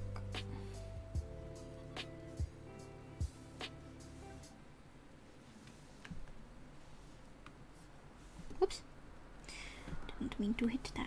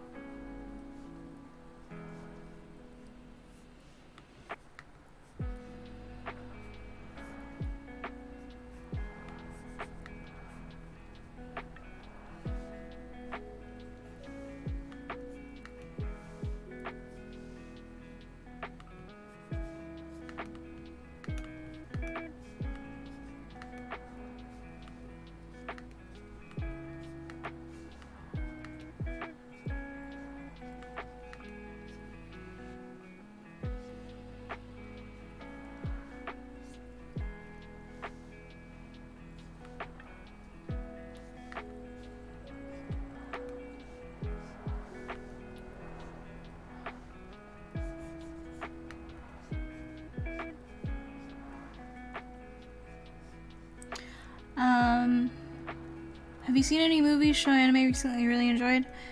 I saw Encanto, which is a pretty fun film. Very beautiful. Movies, I think the last one I watched was Matrix Resurrections, which I know a lot of people hated it, but I really enjoyed it. As someone whose kind of whole childhood kind of revolved around a lot of Keanu Reeves movies, because my mom had a big crush on him, I walked into that movie with absolutely no expectations, and I thought it was very fun. So, I enjoyed that experience. What other movies? I saw Spider-Man No Way Home, was that what it was called? I thought that was really fun too. So yeah, some pretty good movies lately. I walked into that movie thinking I wasn't going to enjoy No Way Home, and then I forgot that Marvel is like a drug, is like cocaine. Maybe not cocaine. I don't exactly know which drug it would be, but it's like you walk in there and it's kind of hard to not like it because they just shove it with all of this like candy of like, here's this really stupid joke that you have to laugh at because he's a dork, and then like here are all these like references, fan favorites and whatnot.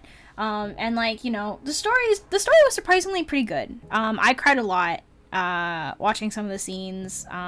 So that's like kind of, you know, new, because some Marvel movies it's like, okay, this is just like a time. Like Endgame was just a time. It was an experience. I don't consider that movie like crazy good, but because it was like the culmination event of a lot of things, you kind of couldn't hate it because it was like, yeah, sure, this is like not a good movie in terms of pacing, but like, yeah, of course I'm gonna like it. It's like a thing. It's an event. No Way Home, surprisingly, I thought was like a pretty good movie. Which I was, you know, pleasantly happy with because I kind of got a little nervous with the previous one. So, yeah, I thought it was cool. It had nice moments. It has pretty impactful moments. So I liked it.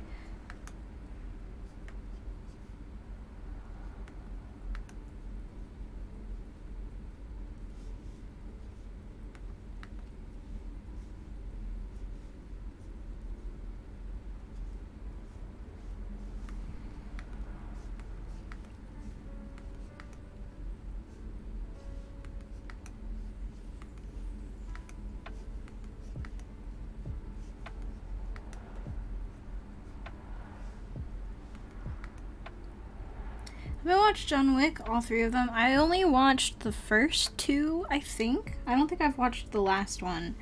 I do want to, though, because I really like the John Wick movies. I might rewatch the first one again. That was pretty fun.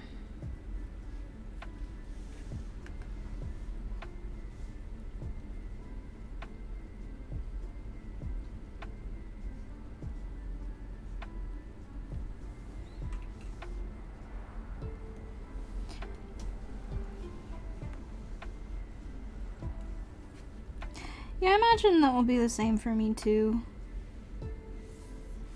Wasn't there a new Kingsman movie that was coming out? It was like the origins of the Kingsman, right?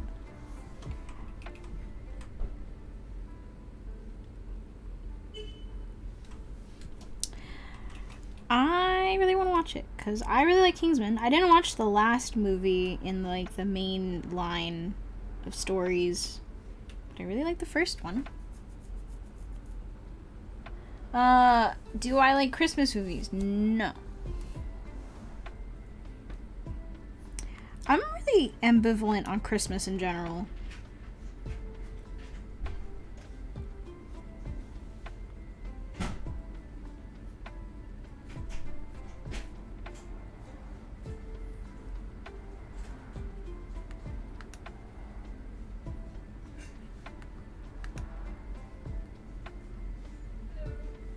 Hi. I'm streaming, by the way. Huh? Yeah, I'm going somewhere tomorrow. No. Honestly, when I was like, I'm gonna stream today, I even convinced myself it was Friday for a second. Yeah. Talking to my roommate, by the way.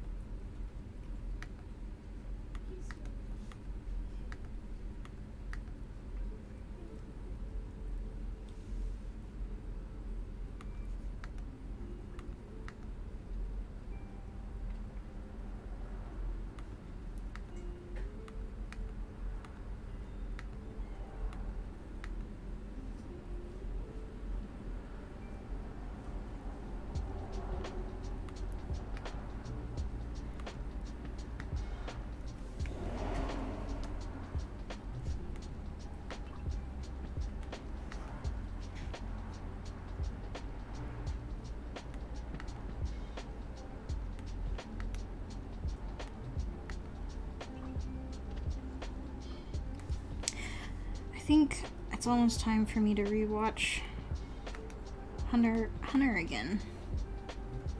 I think the time is coming.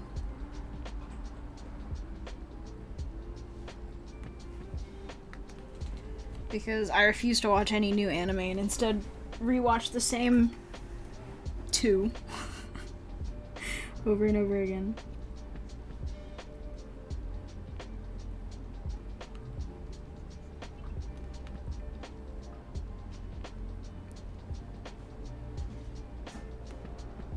These are just...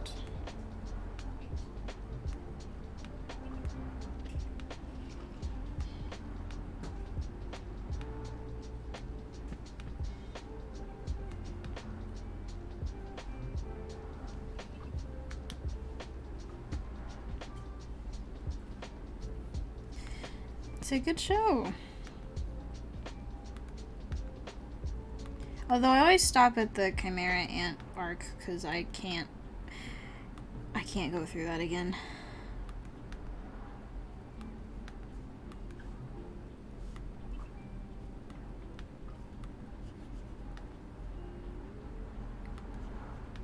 Like, Greed Island is my happy place, and then Hunter, and then like the rest of it, like Chimera Ant, it's like, no. That's like my unhappy place. I used to watch the old version, and I honestly like really like the old version still. It's definitely a little clanky, but like there are like storylines from it that I actually really enjoyed. I still think about that one where it's like a kind of like a beach, coastal ocean episode where they had to like dive for things. And Kurapika had a moment because I think he found one of the eyes of the Kurta clan in a ship somewhere. I have a fever dream that was like an episode that I watched from the old version. It's good.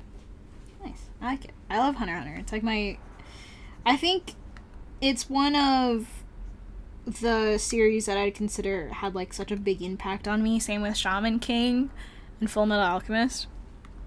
Like if I were to say like animes, did I watch? No, maybe Shaman King's not really the anime that I watched. Did I watch it? I think I did. But I feel like I remember the manga more. But Fullmetal Alchemist and Hunter x Hunter growing up were like my biggest anime things. Like Bleach I definitely watched, but I think it was sort of like you had to watch it, sort of. It had a pretty good anime though. I might rewatch Bleach. I've been considering it. I've been really curious. I miss Tite Kubo's stuff, and I might rewatch it up until the Aizen arc finishes. I do miss it a little bit.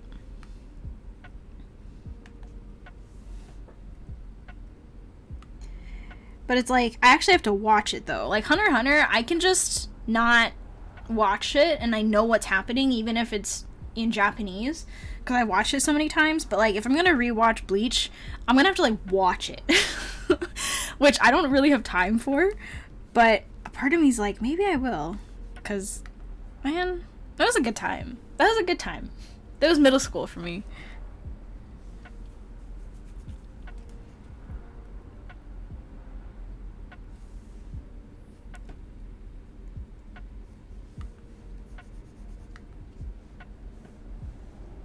I don't think I'm emotionally ready to rewatch or even re-engage with Inuyasha just yet.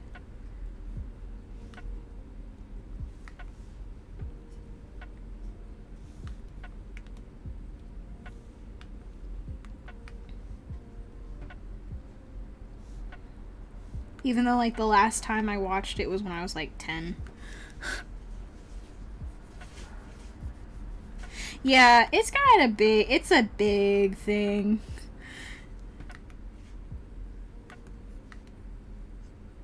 You kind of need to watch the whole thing for it.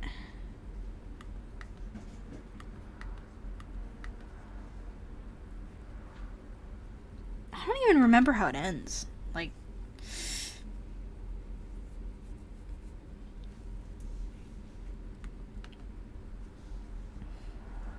it feels like something that doesn't really end at all. Maybe Inuyasha was what got me into isekais, because like I really like isekais, and I think that's why I love the Greed Island arc so much in Hunter x Hunter, because it is an isekai. And maybe Inuyasha was the first time I started liking the cliche or the genre.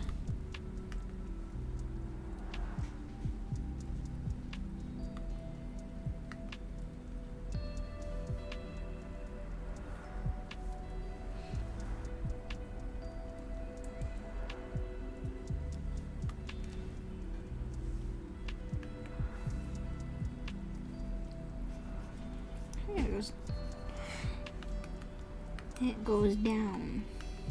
It do go down.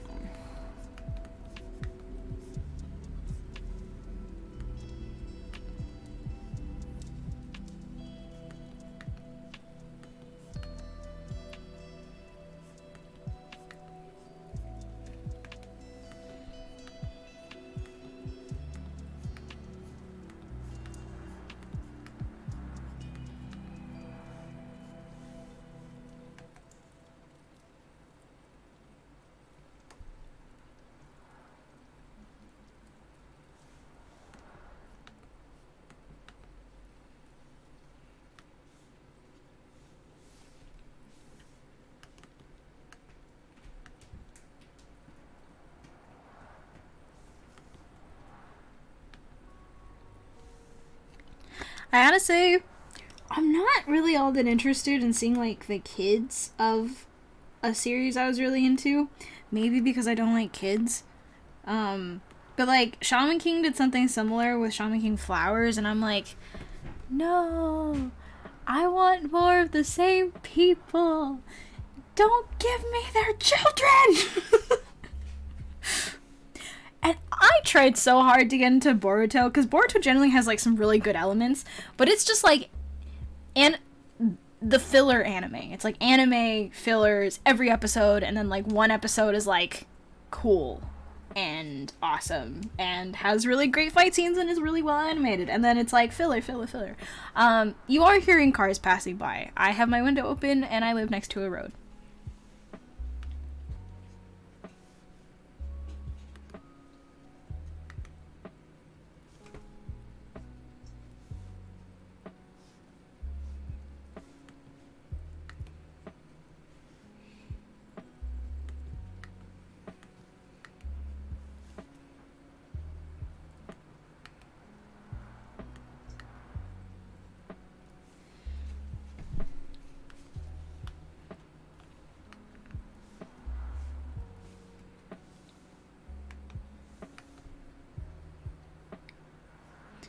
Like, it's got a cute style, but it's just, yeah, nope.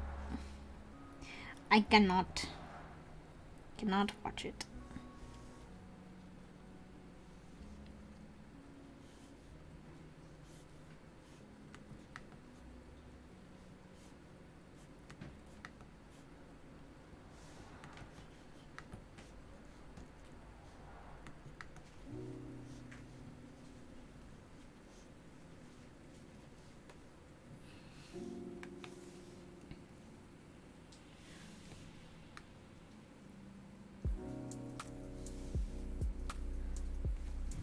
Yeah, I think cars passing by is a nice ambiance.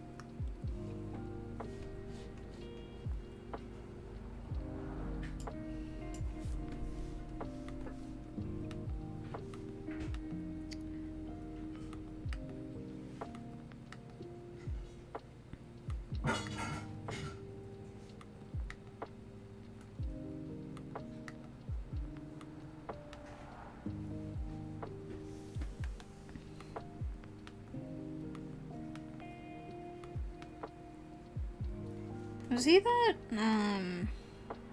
chef guy?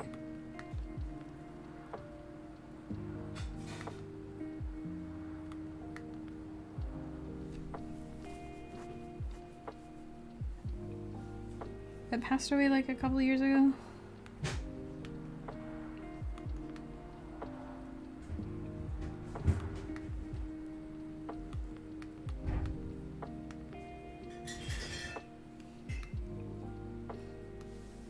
Oh. I remember when people were talking about him. I didn't really have access to cable when I was growing up, so I never really watched his stuff, but it seems like a lot of people really liked him.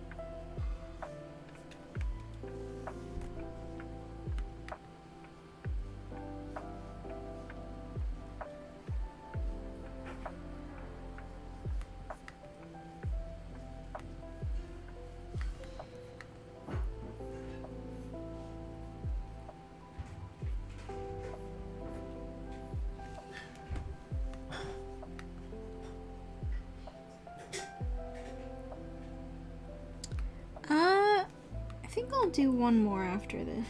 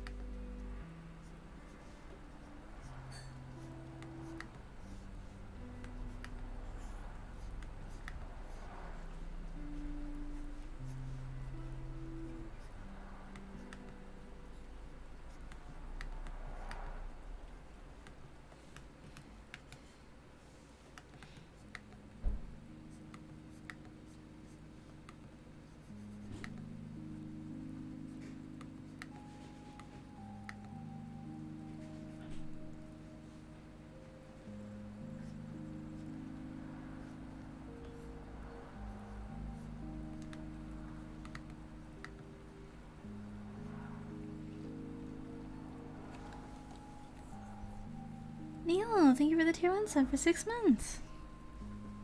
You get, I think, a little, I don't know if it's a new cat, but you get a little cat.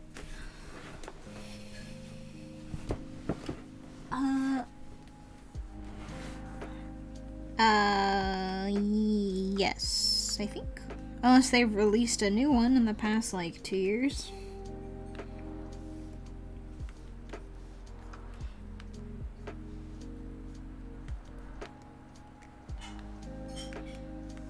I didn't think they updated the Intuos Pro since.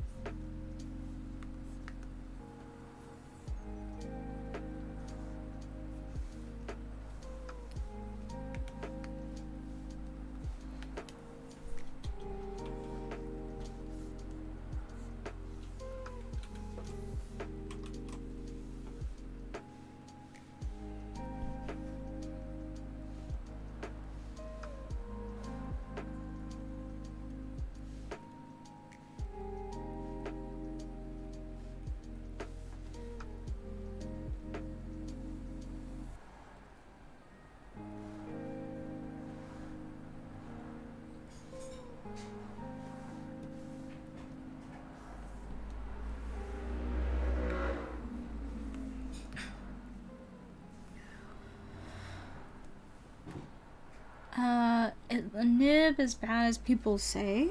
I mean, yes, I guess. I mean, it's like, it does wear down pretty quickly, but that's if you press down really hard, so, I have played with, like, how, soft or how hard the pressure is on my tablet settings, and then that will kind of change, like, how hard I press. So, I don't know. It is kind of a problem. It's not that big of a problem. I think the biggest problem for Intuos Pros are that the connection ports are usually pretty weak. So, if you, like, jostle the port, like the USB-C cable, I think it is now. It used to be a micro USB, which really sucked. That is kind of weak, and so if you wiggle it too much, it can break. My biggest problem with my current Intuos, which was kind of on the fritz when I bought the Cintiq,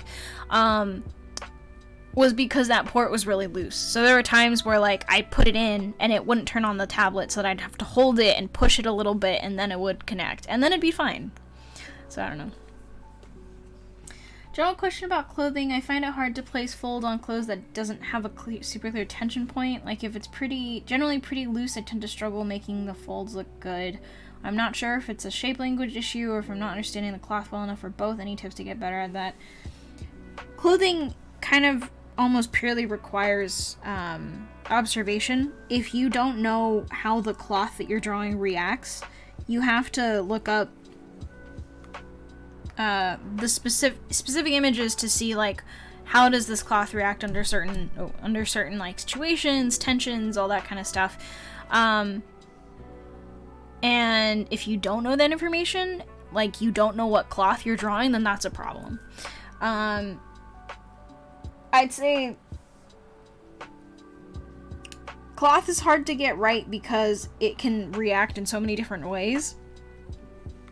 And especially depending on the thickness of the cloth, it can have little to no wrinkles or quite a few, even if it's like loose or not super tensed. In this situation, I'd say this is almost purely an observational thing. Like, you should look up images of the cloth in different sorts of like situations, different lighting, different scenarios, if it's like loose or tight or whatnot. That's kind of the biggest main way to learn cloth physics in general and how to draw it, because this stuff you can't really make up. You can, it just won't look very good.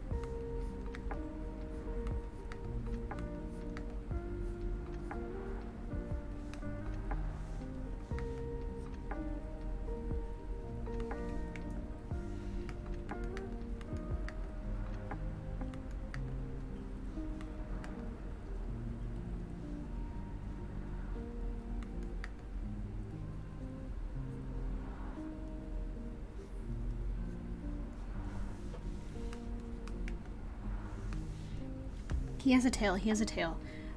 Remember to draw the tail. I'm gonna draw the tail. After I fix his arm.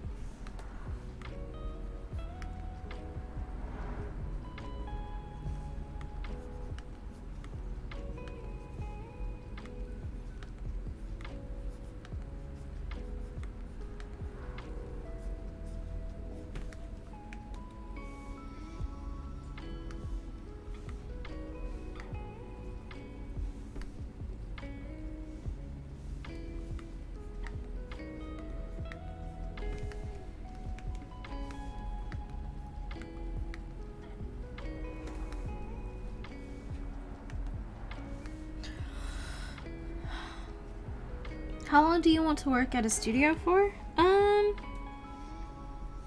don't know.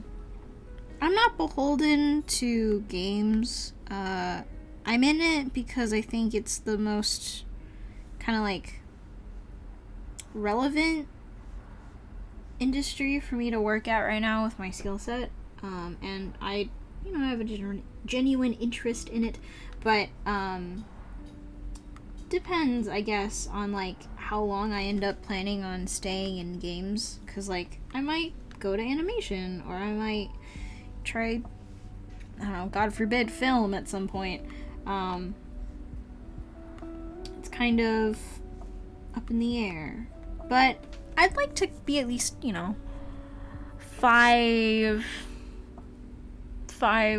7, 10 years maybe, and then at least after 10 years I'd like to think about going somewhere else. Maybe. I don't know. I think it'd be fun to work in a different industry after a while.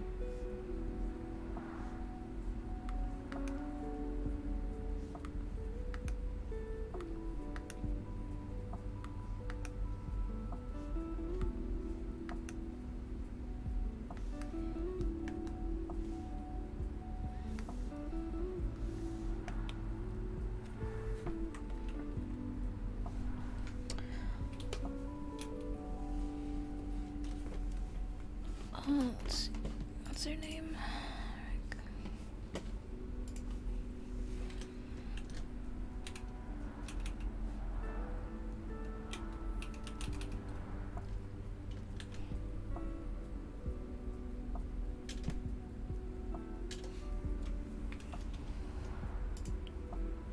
And they had another one that they wanted.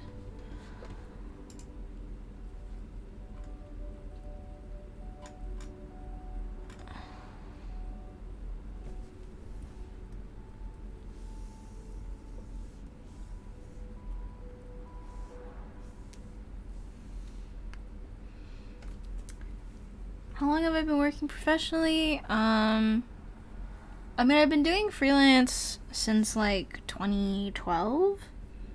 And then I started working full time in 2020. Are there any games coming out this year that you're excited for? So many good ones. I don't actually know what's releasing this year. The only game I'm like super excited for is Breath of the Wild 2. But like I'm not really waiting for it, I guess. I'm kind of just like, it comes out, it comes out. I'm not looking at anything about it. I'm not gonna like watch any trailers. I'm not gonna do whatever. I'm probably gonna like notice that a game is coming out and I'm like, oh cool, okay. But I don't know. I don't really look forward to games because I don't really pay attention to like game announcement stuff. But there seems to be some cool ones, so I'm excited to play some new games this year. Sorry, I'm trying to figure out what pose I should do for these two, because I have no idea.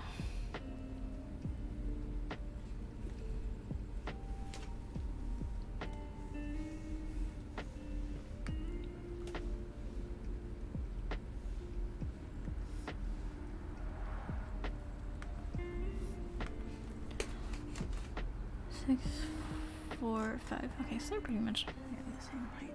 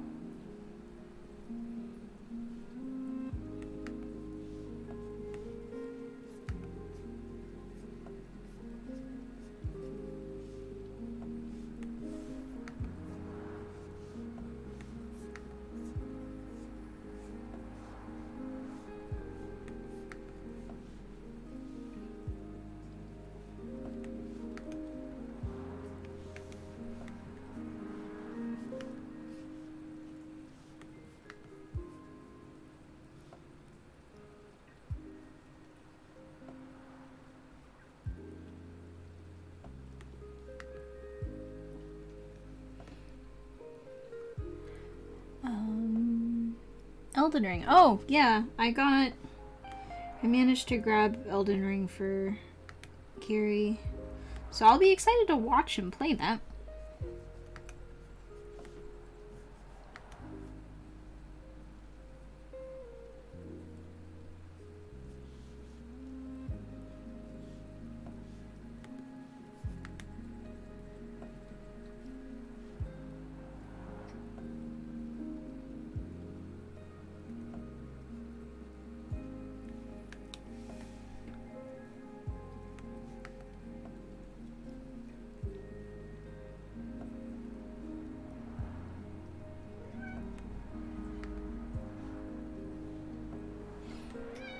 Miss Peach.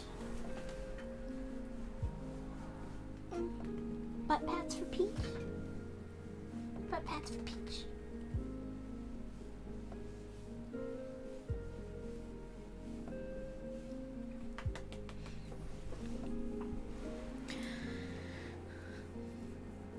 Lighting handbook. Oh, I know that Gary did want me to play the new Kirby game with him, so we might do that. What do you think is a good age for marriage? When you are emotionally mature enough to understand what marriage means, and when you have found someone that you didn't summarily appoint to love you in replacement of you loving yourself.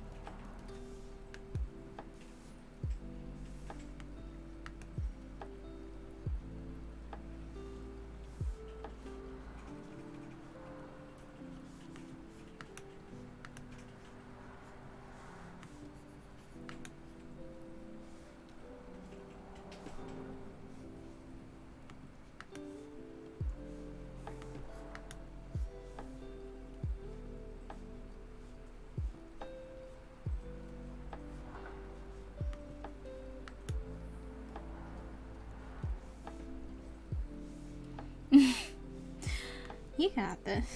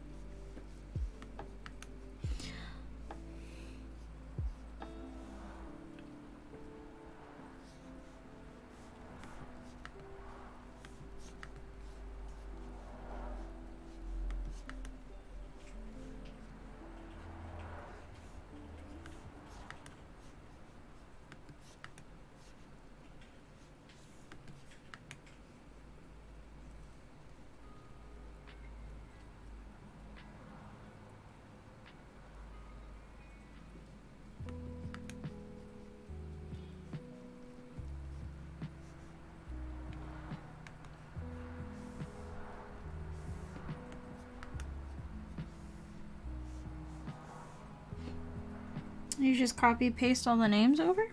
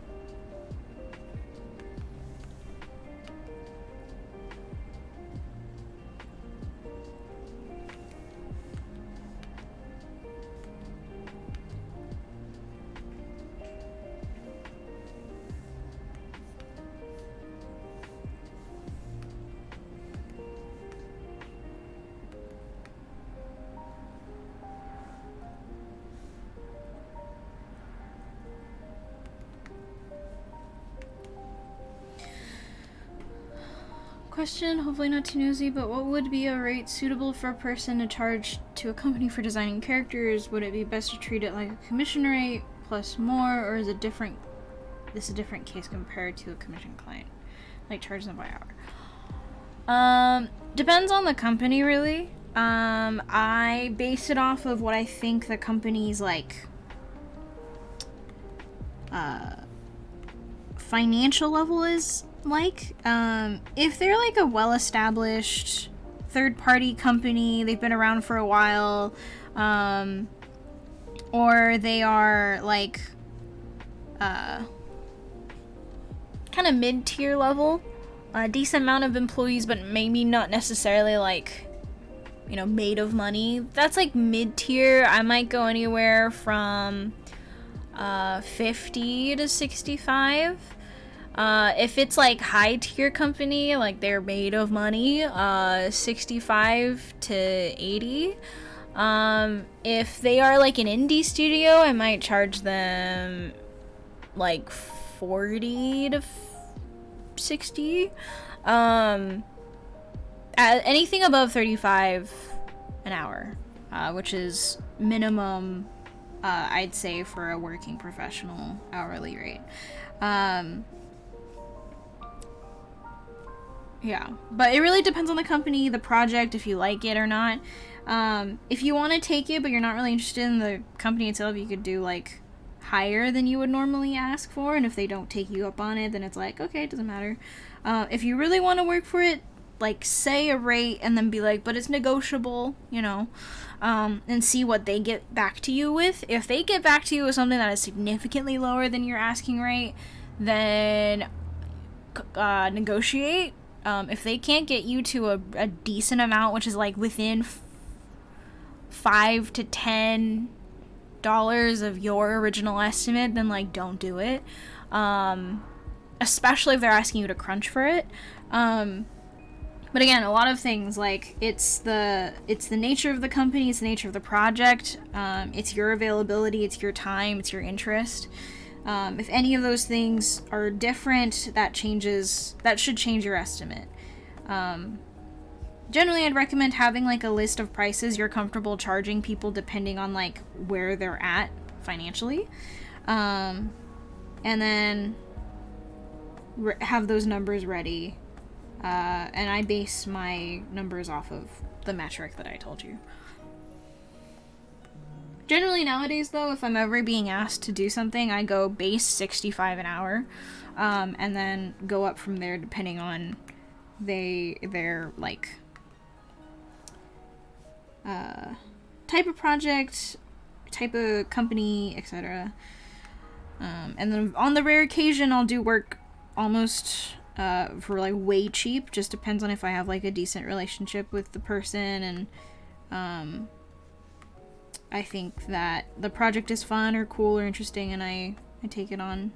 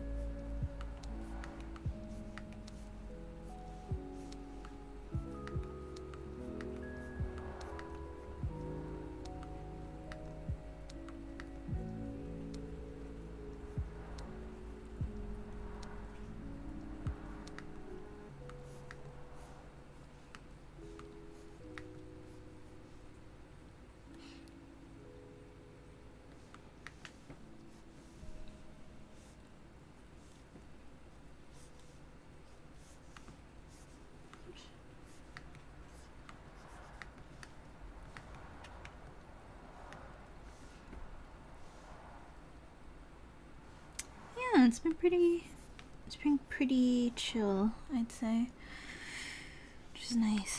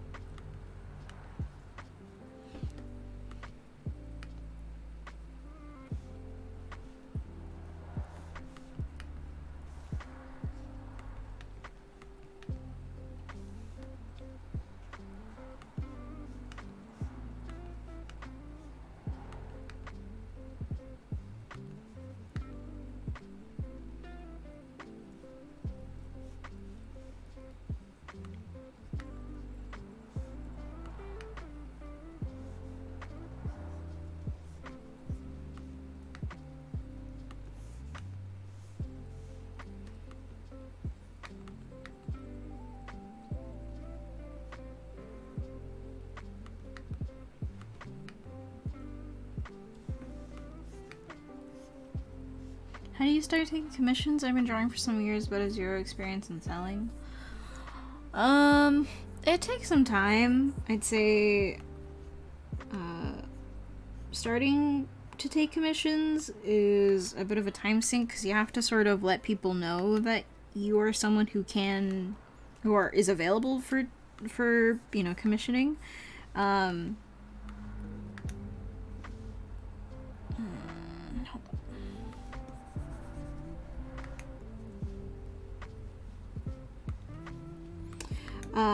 So that will probably require you to make samples of your work, and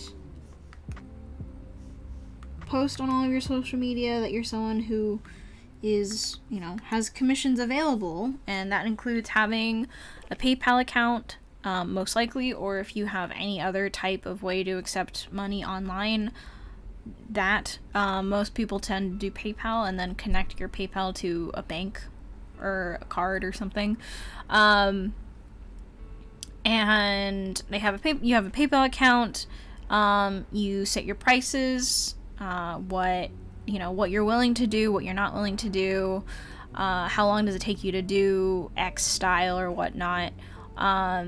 Post that all that information on your social media, and then kind of advertise it. Most likely you won't get any commissions for the first maybe even year or so. I didn't get commissions until 2-3 years into saying I was open for commissions, and even then I didn't get another commission after that first one for another 2 years again. So starting off real slow for sure, and accepting that you're probably not gonna get a ton of people asking you or commissioning you.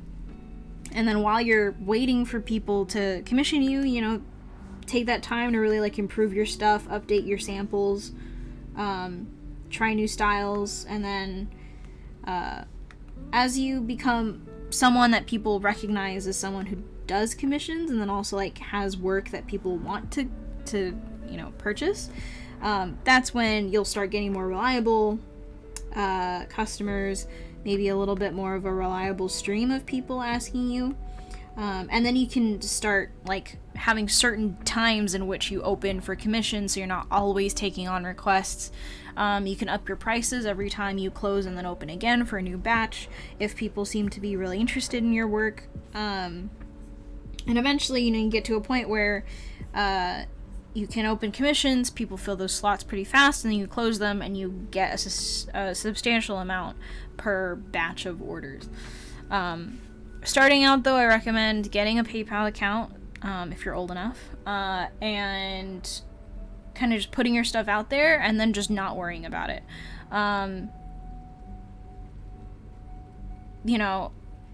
You should set up rules pay half up front or all up front, or arrange something when someone commissions you, have all those rules set out, have your prices set out, and then just don't worry about it. And allow that process to kind of just continue. If you feel like you're not getting any work, that probably is because now you're looking at you're using your work as a product. The product is not appealing enough for people to purchase. It might be that your prices are too high for what the quality is. It could be that your style is not well developed enough for you to be selling stuff just yet. So that's why I stress that it's important that even though you open up your stuff, you can't just stop and wait for people to buy it. It took me, again, like almost 5 years for me to say that I was getting consistent commissions, and that's not saying like every time. It's just like I'd get 1 or 2 people interested, and then I do them, and then 1 or 2 more people get interested, and it grows exponentially as you become more and more notable as someone who draws for money. So yeah, I'd say that's how you get started, I guess. Do companies ever do per character rate, or is that even a thing? Yeah. I mean, like when I did my Dota 2 contract, originally I was only doing 2 characters, and then they added a third. Granted, I was doing hourly, so regardless, it was just like I was just going to be doing hour tracking and stuff, and so it didn't really matter. But sometimes they'll be like, here's a flat rate for per character. They might ask you for that because it's a lot easier to know how much you have to set aside to pay for a commission. They might ask you for a flat rate, and in which case they'll say, if this is how much this character costs based on your estimate for time, and then this is how much that costs. I also done tracking a specific piece by hour and then having them pay me that amount. That's happened before as well. It's just kind of based on your communications with the person.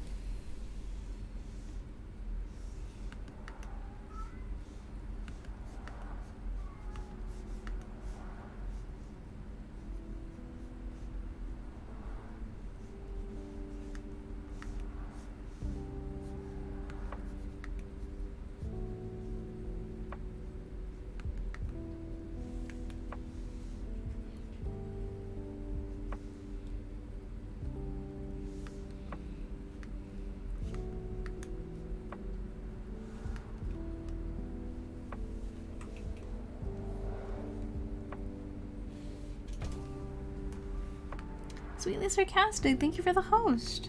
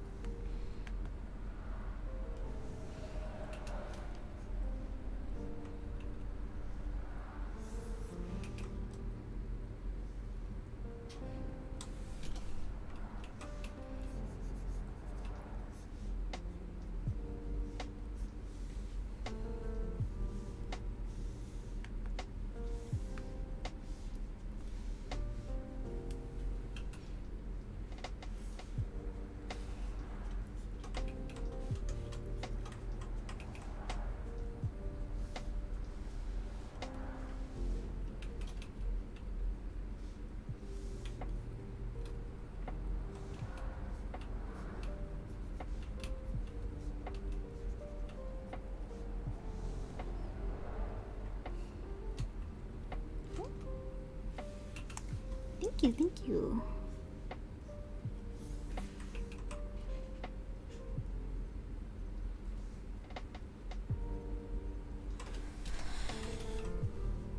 Oh.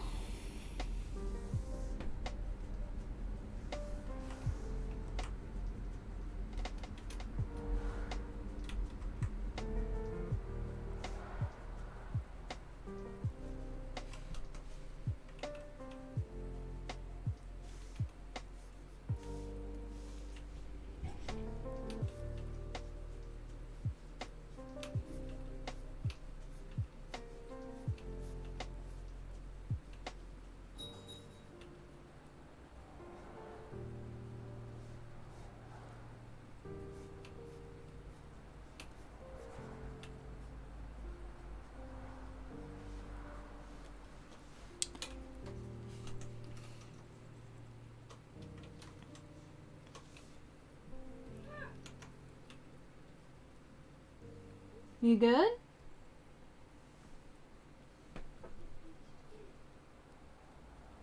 Micah? Huh? Are you okay? Oh yeah, we're playing laser, but the cats got too close. Oh. So they started fighting.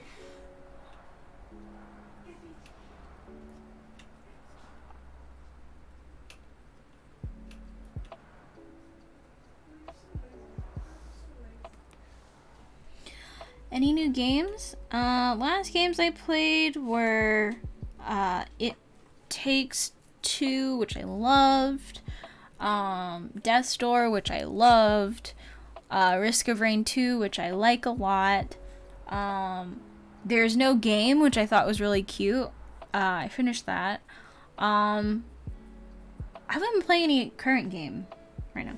Is Peach okay? Peach is fine. She crunched on a cooked chicken bone, which made me really nervous because cats are not supposed to have cooked or bones in general. And it was cooked, which means it was brittle. So I've been watching her for a while, trying to make sure that she doesn't display any obvious signs of pain, that she's on any intestinal blockage, that she poops. I am slightly concerned still. But she also recently has been crying from one eye quite a bit, and I think it's infected. But I also don't know if it's just like irritation in general, because she does have allergies. And it could just be it's too dusty in the house. Or, you know, she actually has an infection, in which case I'd have to get her antibiotics, so it's like, Peach is going through it, but she's also okay. She's fine. What kinds of questions are you supposed to ask the client when doing a commission? I heard someone say you should send them pictures of different stages of the process to check if they like it, but is there anything you should ask them before, during, and after drawing? My philosophy is that you should never have to ask the client once you've started like specifics about like what they want. If they have changes and edits that they'd like to have once you're in the process of doing it, then that's fine. But like, you should have all of the details settled and squared away from the beginning. If there's a pose that they want, do they want anything specific to be drawn or added? Is there like a design change that they have? Is there a personality thing? Is there an atmosphere or vibe? Is there a specific outfit that they want? Like, facial features, if that's important to them. Some people don't really care. Some people care a lot about what kind of facial features or ethnicity the character has. Make sure that when they look at your sketch, they know like what the composition is gonna be, whatever, if it matters, whatnot. I'd say like as much as you can be sure of before you start drawing, the better, and have that all written down in either a chat or on email, so that they know what information they gave you, and then you know what information they gave you before you start drawing. And once you start drawing, it's all about like, oh, you know, I want this thing changed or whatnot, but it's not like you completely misunderstood the prompt, right? That's what I typically do. First communication with the client once you accept their commission is really important. And then,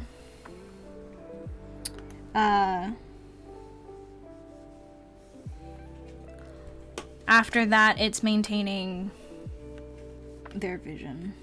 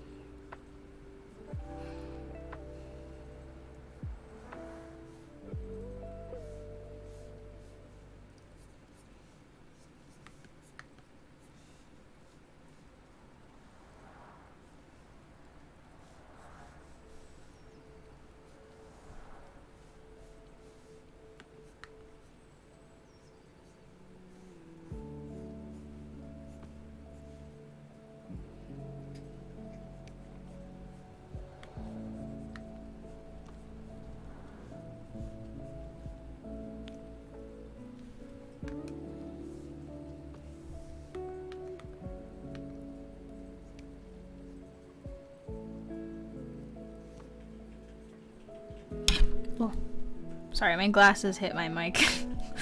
Sorry if that was loud.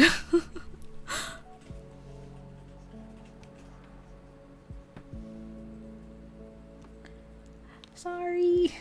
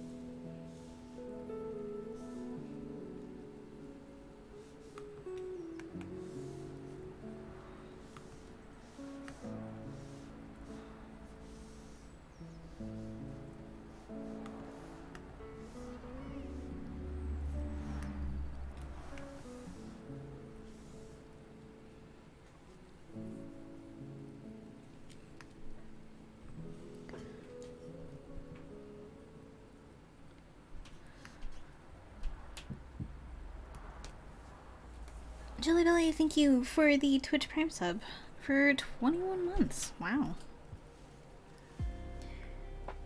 I am grateful that you spend your one Prime sub on me.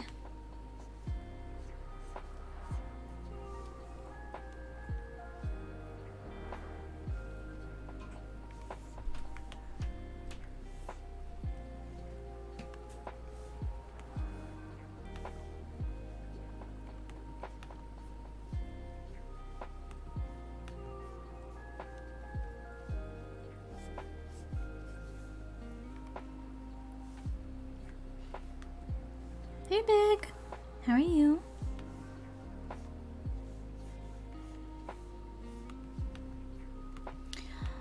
I'm glad you like it, Nova. It is definitely more my speed, I think. I much prefer having streams that aren't super, like, active unless I'm in the mood for it, and it's nice. I do enjoy streaming quite a bit in this fashion. And I am always very honored that people come and ask me questions. It means a lot.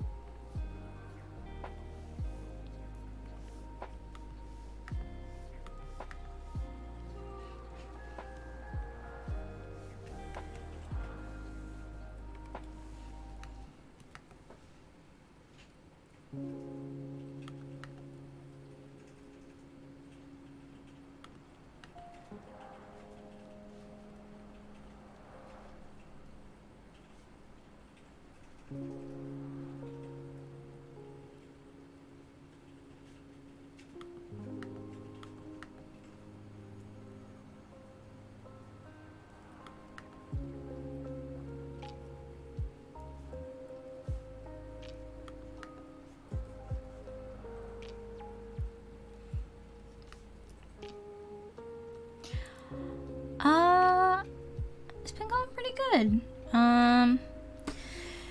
New year, so trying to implement new habits, but so far it's been pretty alright.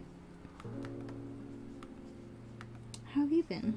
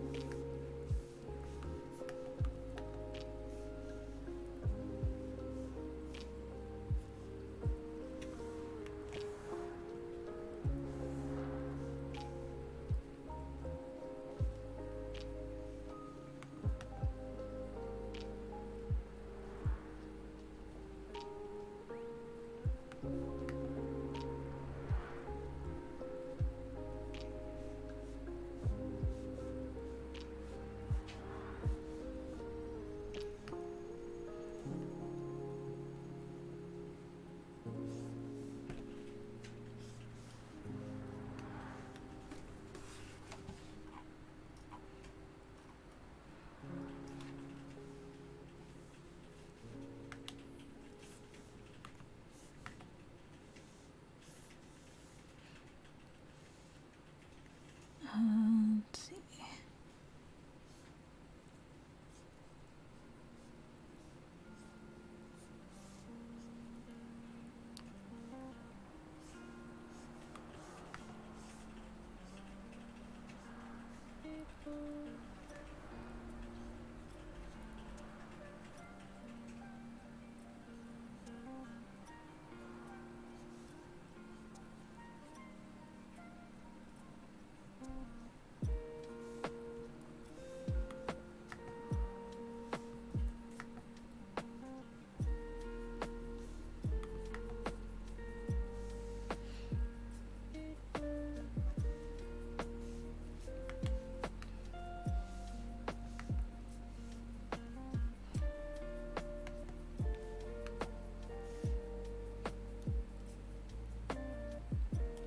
Oh, nice.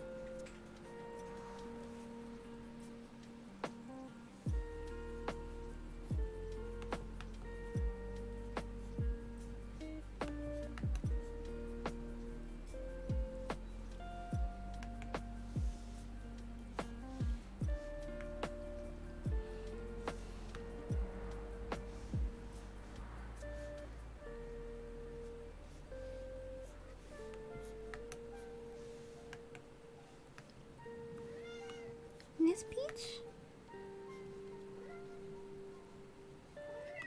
Mm-hmm.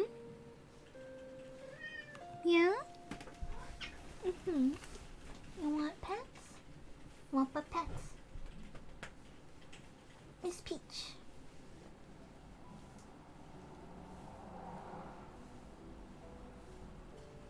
gave you a lot of attention today, but I guess I didn't. She's a very needy cat. Yeah, she squeaks instead of meows. Very cute. You're very cute, Miss Peach. Need to brush you. You have so much hair coming off of you.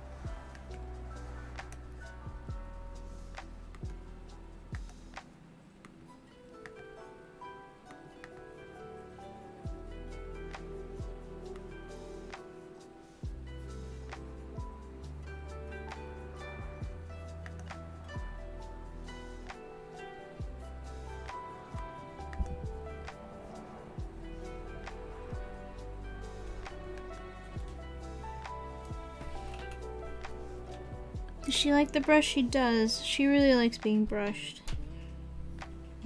So I should do it, 'cause she's been feeling under the weather lately.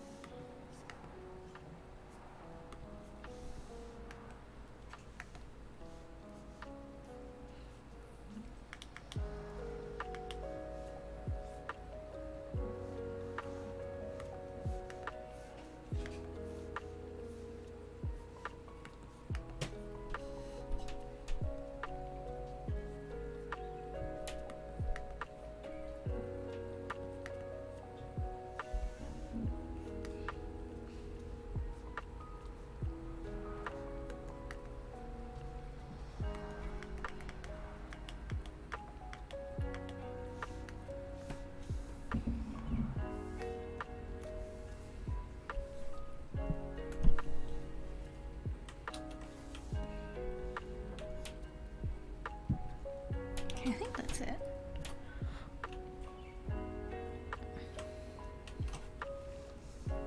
I have a quiver. I don't know if I want to drop a quiver.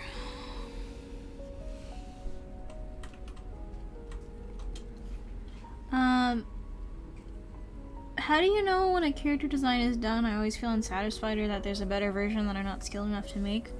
That's the tough part. You never know. And it's not until you've done many more character designs that you can look back and say, like, oh, that actually wasn't, finished, and I could have done so much more with it. I'd say once you strike a good balance of, like, I feel like I've put all the information I wanted to put on into this character here. It's not too busy. It's not too, simple, and it has the feeling that I am looking for. Maybe it's not totally there, but it's kind of there. Then, you can kind of say, like, this is where this character is going to be for now. and then come back, you know, a month, 2 months, 6 months, a year later, and then look at it again. Because that's kind of what makes a character designer, better than others. That's what differentiates all of us, is when do we make the call that a certain character design is finalized or done or ready or not ready yet. People have different answers for that, and that's what separates all of us from each other, and that's what aligns us better with a certain client or a certain company or a certain art direction, where another character designer might not. So what you're dealing with is basically the never-ending question, the unanswerable question of the job, because you never know when a character design is finished, but you get better at knowing when it doesn't need anything else. You get better at more efficiently designing in the right details and the right storytelling elements, so that if you look at it, you kind of say, okay, I don't think this needs anything else. I think you develop an eye for knowing the nice balance between detail and simplicity, and how much or how little or how much else you want to add to a character, and you get better at knowing that once you get better at seeing a design in an objective manner, able to look at something and say, okay, so there's a lot of, good detail around the face, around the focal area, but there's not enough detail elsewhere to really balance it out, so it feels kind of empty and unfinished. Or when your character is over-designed, so you start snipping away elements until it feels a little bit more clean. That stuff comes from experience, and that stuff comes from observation, and it comes from many, many trial and error instances. So there isn't really an answer for you, because you're gonna basically spend the rest of your career trying to figure out what that is. And whatever answer you end up coming up with, whatever you currently believe, is going to affect what kind of character designer you become. So hopefully that answers your question. But we're always not skilled enough to make the perfect version of the character that we want to make. That's like perpetually the problem. I don't think we'll ever be totally ready to make that one character we've always wanted to make. And I don't think we'll ever be totally prepared for a character design we're being asked to make, and we're, uncertain about it. It's just how it is. It's the nature of the job. But I want to say thank you, Night, for being open and streaming your work, answer questions, help me allow me to do this. Try my best to look forward and inspire me. Well, I am very honored to receive such a lovely compliment. I mean, all I can kind of hope for is that after all of my time working, that the least I can do is, spend some time with people and hopefully answer some of their questions if they can't find answers elsewhere, based on my experiences. I enjoy talking with people about stuff, and I'm always glad that people are down to listen, I guess. So it means a lot that people come here and they ask me questions and they trust me to answer them, or give them an answer, because it means a lot that you would put that trust in me, so I'll do my best for you.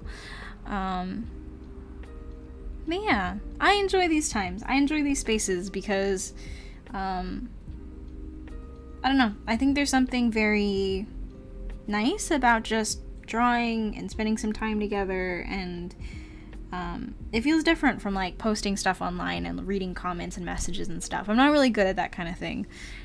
But being here and talking through my thoughts is a lot easier for me, so I very much appreciate people coming by and giving me the time of day. But speaking of which, I'm probably going to end it here. This will be the last one for today. And hopefully I'll be able to stream again on Friday next week and go back to our normal days. This week was just kind of weird because I had something come up tomorrow when I would normally stream, so instead of rushing for that, I just decided I'd stream on Thursday instead, just to make sure that I did stream this week, because I really wanted to. But yeah, thank you so much for coming, for sticking around, for keeping me company on this Thursday evening, for me at least. again, hoping that I'll be able to stream again on Friday next week, and we can do this again. But yeah, stay safe, stay healthy. I love you all very much. Do what makes you happy this week. Do something that makes you happy and tell me about it next week. And I wish you all the best of luck going into this weekend, and I'll see you all next time.